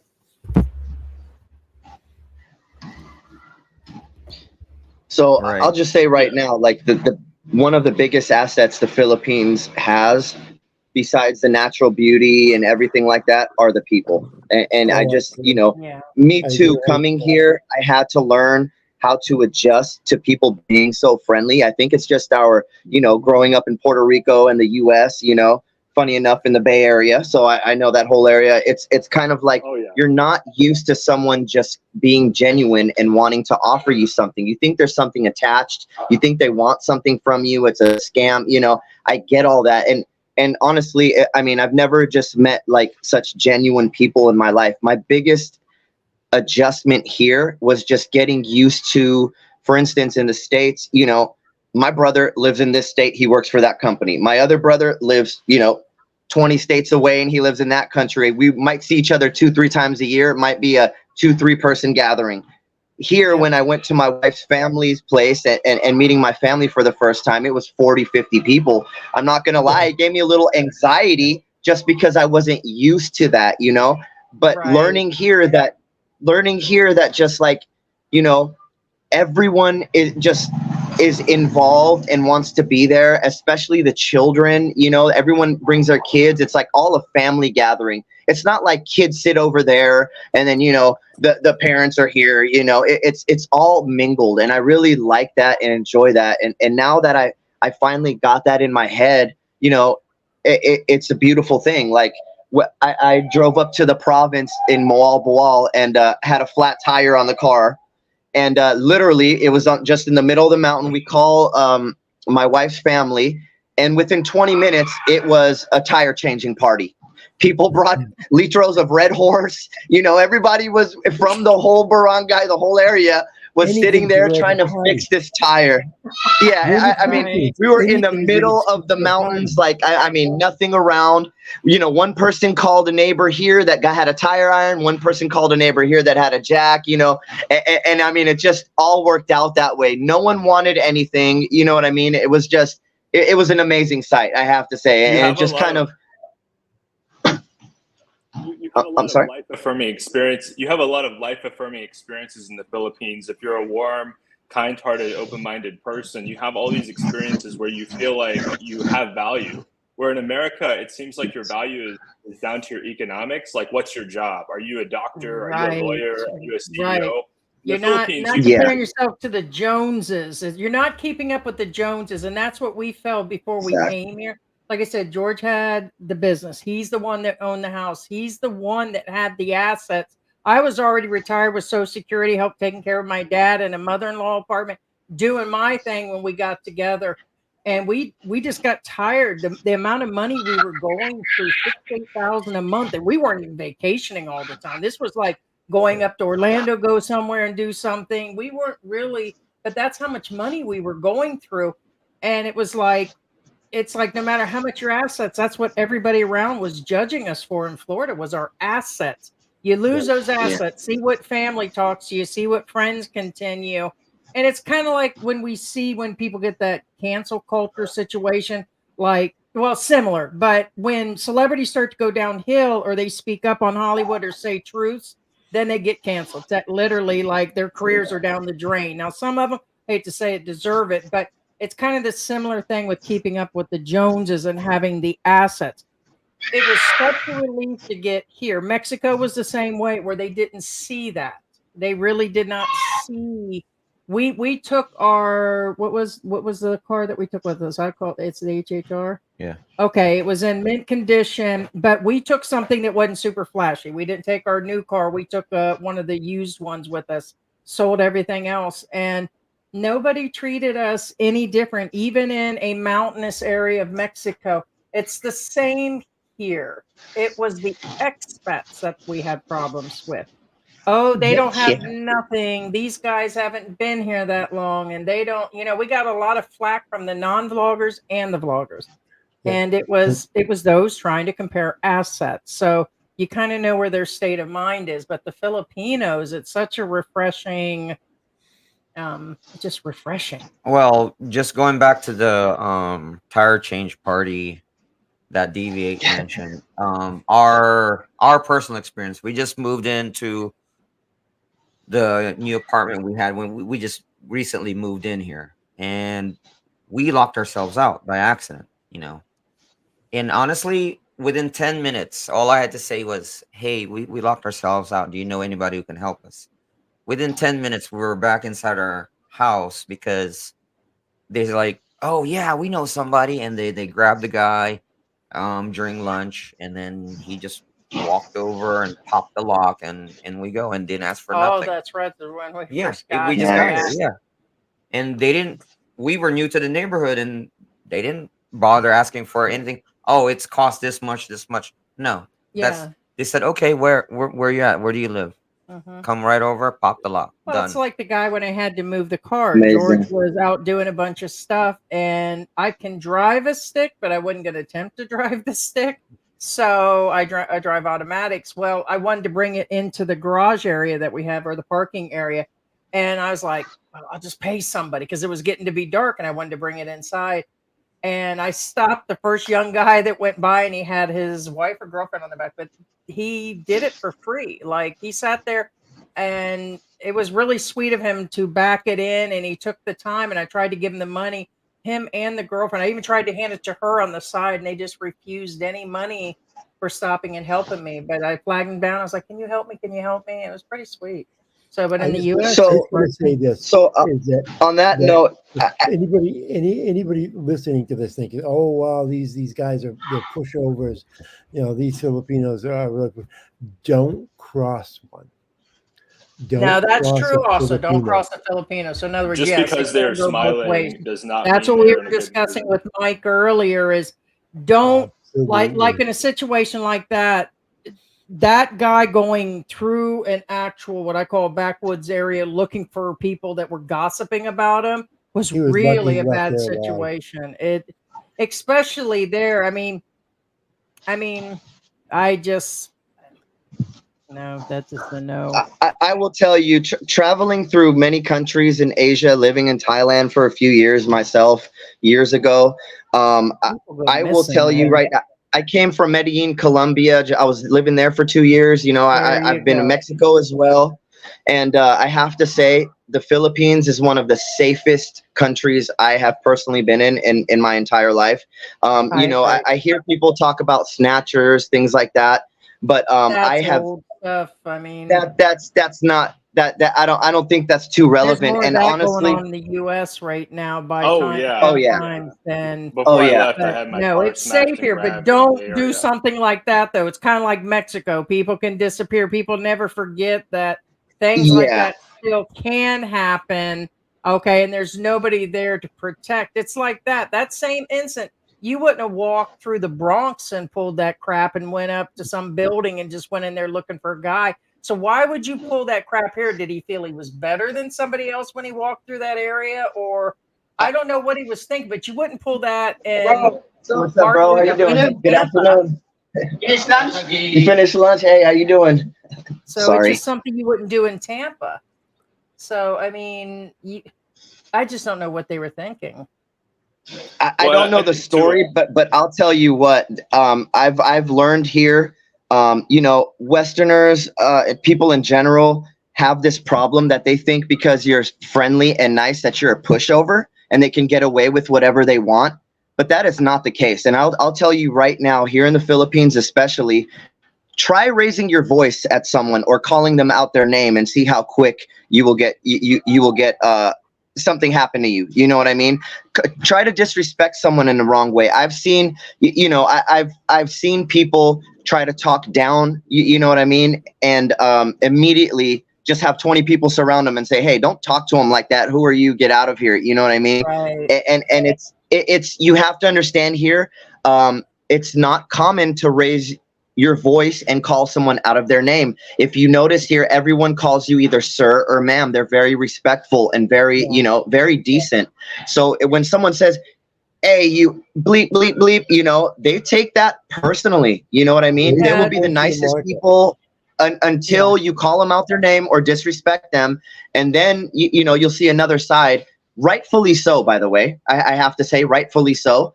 And, I can't even imagine going to look for someone that's supposedly talking crap about you out here. I definitely think that's a no-no. And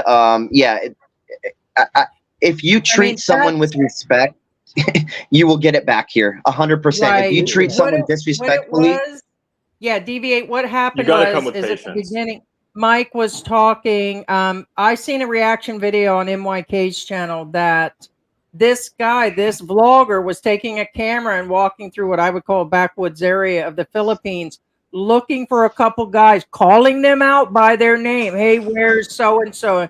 And where's so and so? And he walked through an entire area. So I mean, he really had to go look for him. So what was it? Probably a quarter-mile track in the backwooded area looking for somebody. calling People them don't out by name understand. because they were gossiping. which is crazy.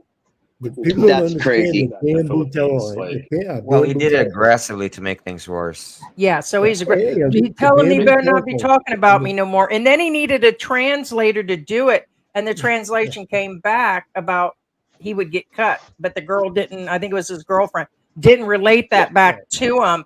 He didn't even speak enough Tagalog or Visayan or whatever the area was, but it was just crazy because it wasn't. It might have been over somebody saying he was cheating, which truth hurts sometimes, or the chismis might have been about him being an expat with a younger girl. Could have been any of it, but he literally said at the beginning of his thing that that's where he was going after was people talking about him, and he did it on camera. Went looking for him, and when they approached the guy, there was so much wrong with the scenery, and there were a bunch of Filipinos around, and he's just lucky. He was hunting several people down. That was a hello for somebody. Two guys. Yeah, he was looking for two different guys. And the thing of it is people don't understand the bamboo telephone. Once you go into I call it a barrio. I'm so used to being in Latin America, call it a barrio. Once you go into an area like that and you start asking for people, the word travels. Oh yeah. Oh yeah. The coconut grape. Oh yeah. That the word didn't get to that guy, and that guy know he was coming, and have the chance to say to his buddies, "Hey, when he gets here," and so that I mean, he is so blessed in so many ways. I hope he bought a lottery ticket. That's all I can say. I hope he bought a freaking lottery ticket. He lucked out. I mean, I call it the Ballsy Awards. Forget Mike, the one he put up. I call it the Ballsy Award of the Year. There's that old Italian proverb, revenge is best served cold. You never know. This might not go away. He might have an issue later on down the road. You know what I mean? Yeah. Yeah, he called out two Corners stick people. out. Yeah. He may meet Yeah. the guy he may meet the guy in the black motorcycle with the black jacket and the black face mask, You guys probably know Exactly. who that guy is, right? And he had, I think it's a wife or a girlfriend, and I think he had kids too. I'm not sure totally on the kid part, but that kind of puts her on the spot too.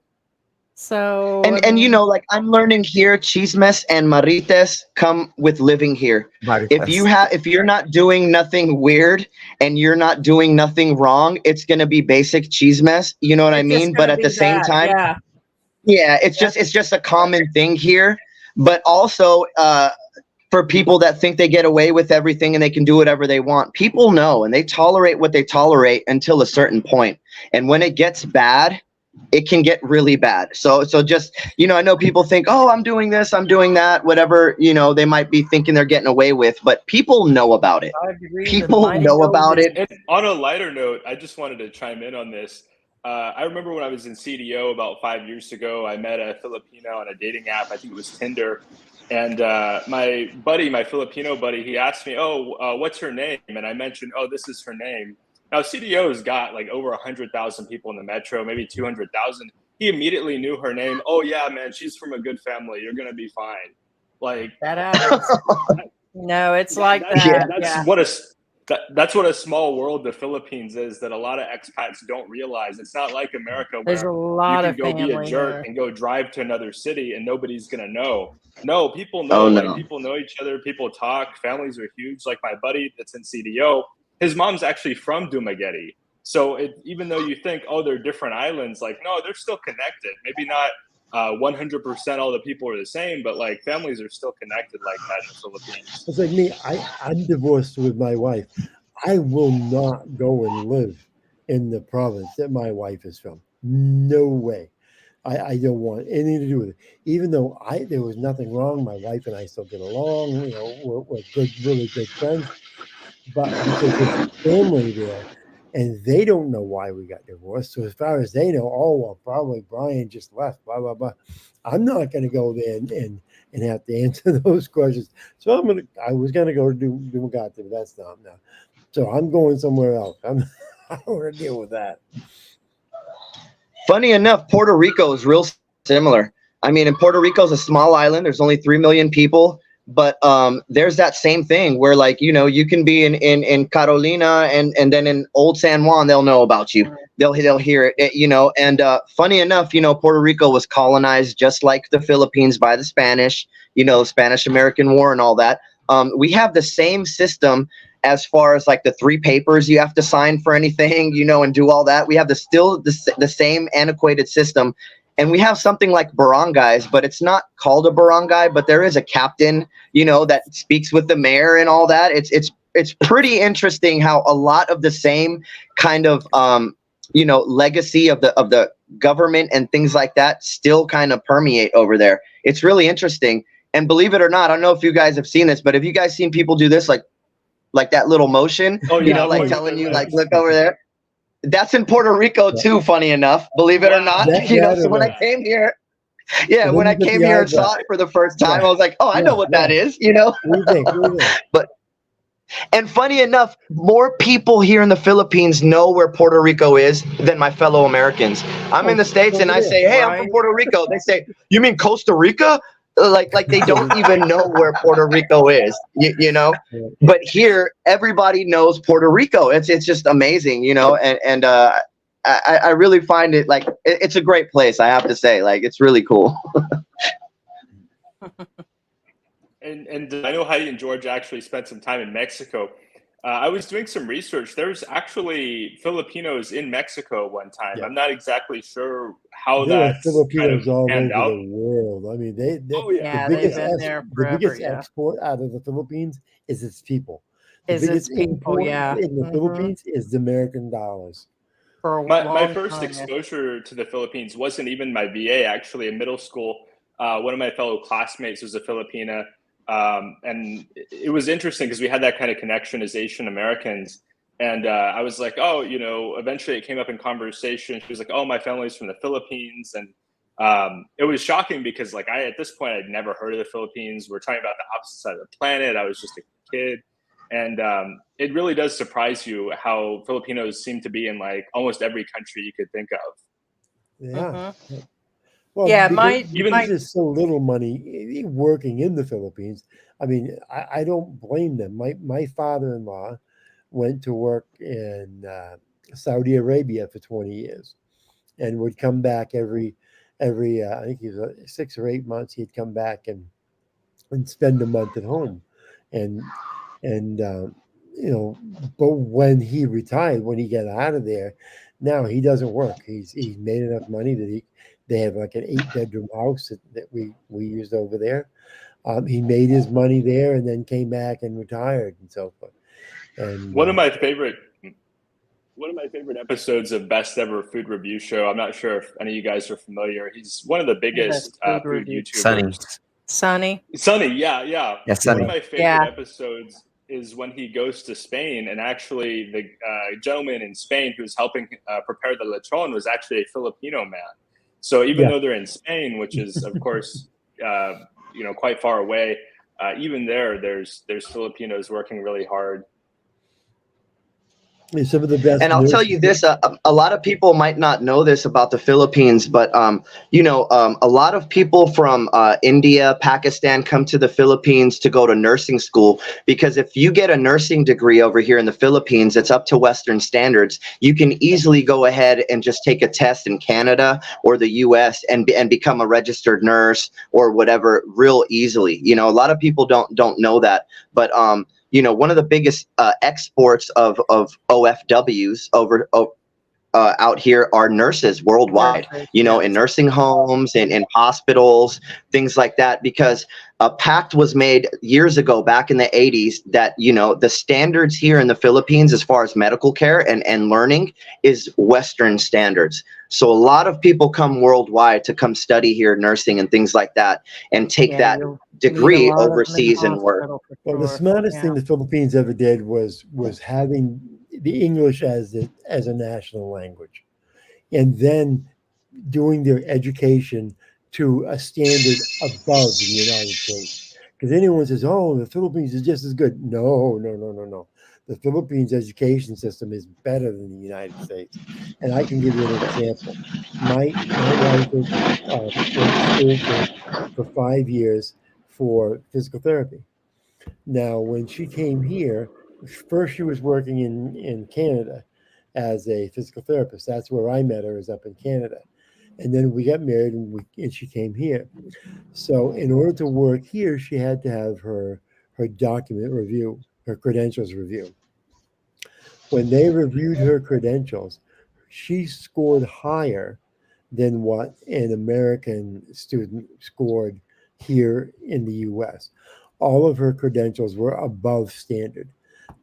So, and the person that did the credentials review said that that's usually what they get from Philippines credentials, is the grades in the work and so forth is above the standard of the U.S.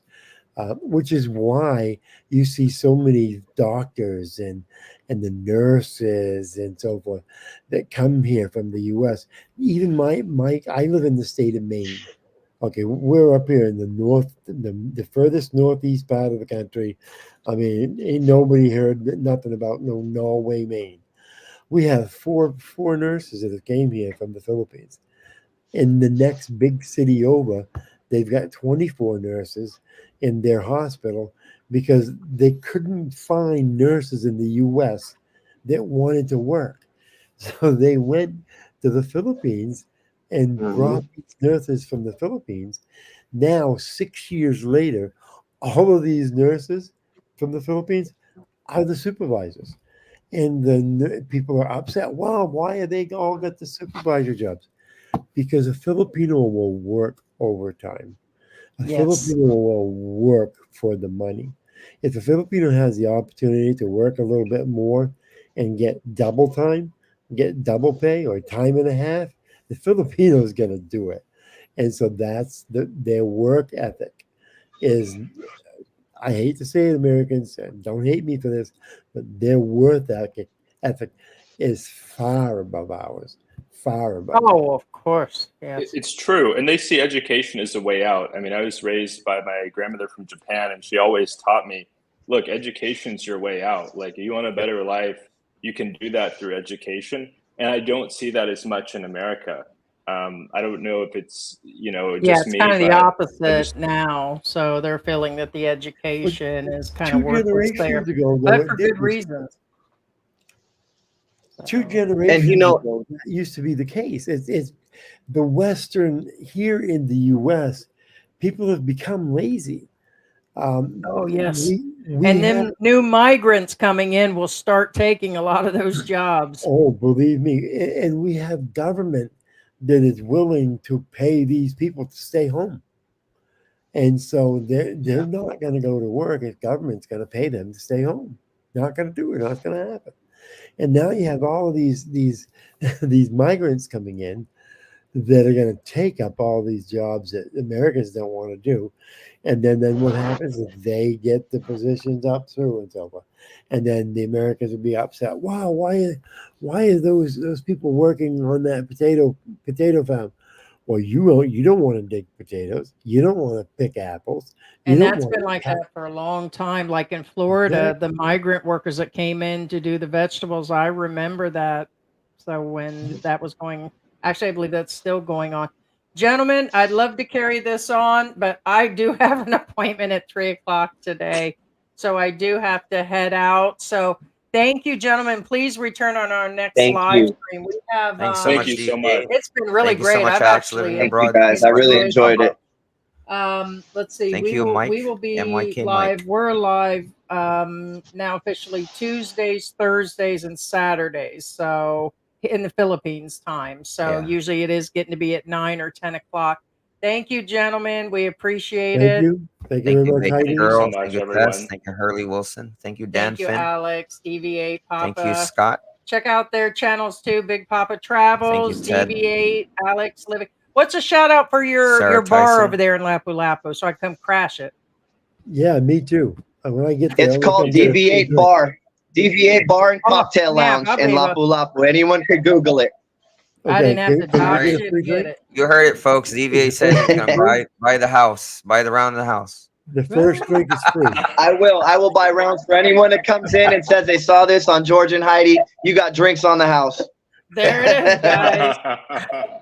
All right, we'll say our quick goodbyes to everybody. I am really heading out. Thank you, Thank you, guys. guys. Be sure to It was subscribe, fun, guys. like. Thank you. Thank you so much, everyone. Have a Good great day. night, everybody. Okay. Love you all. Hopefully, Bye, guys. we Bye. entertained your subscribers. Bye. Thanks.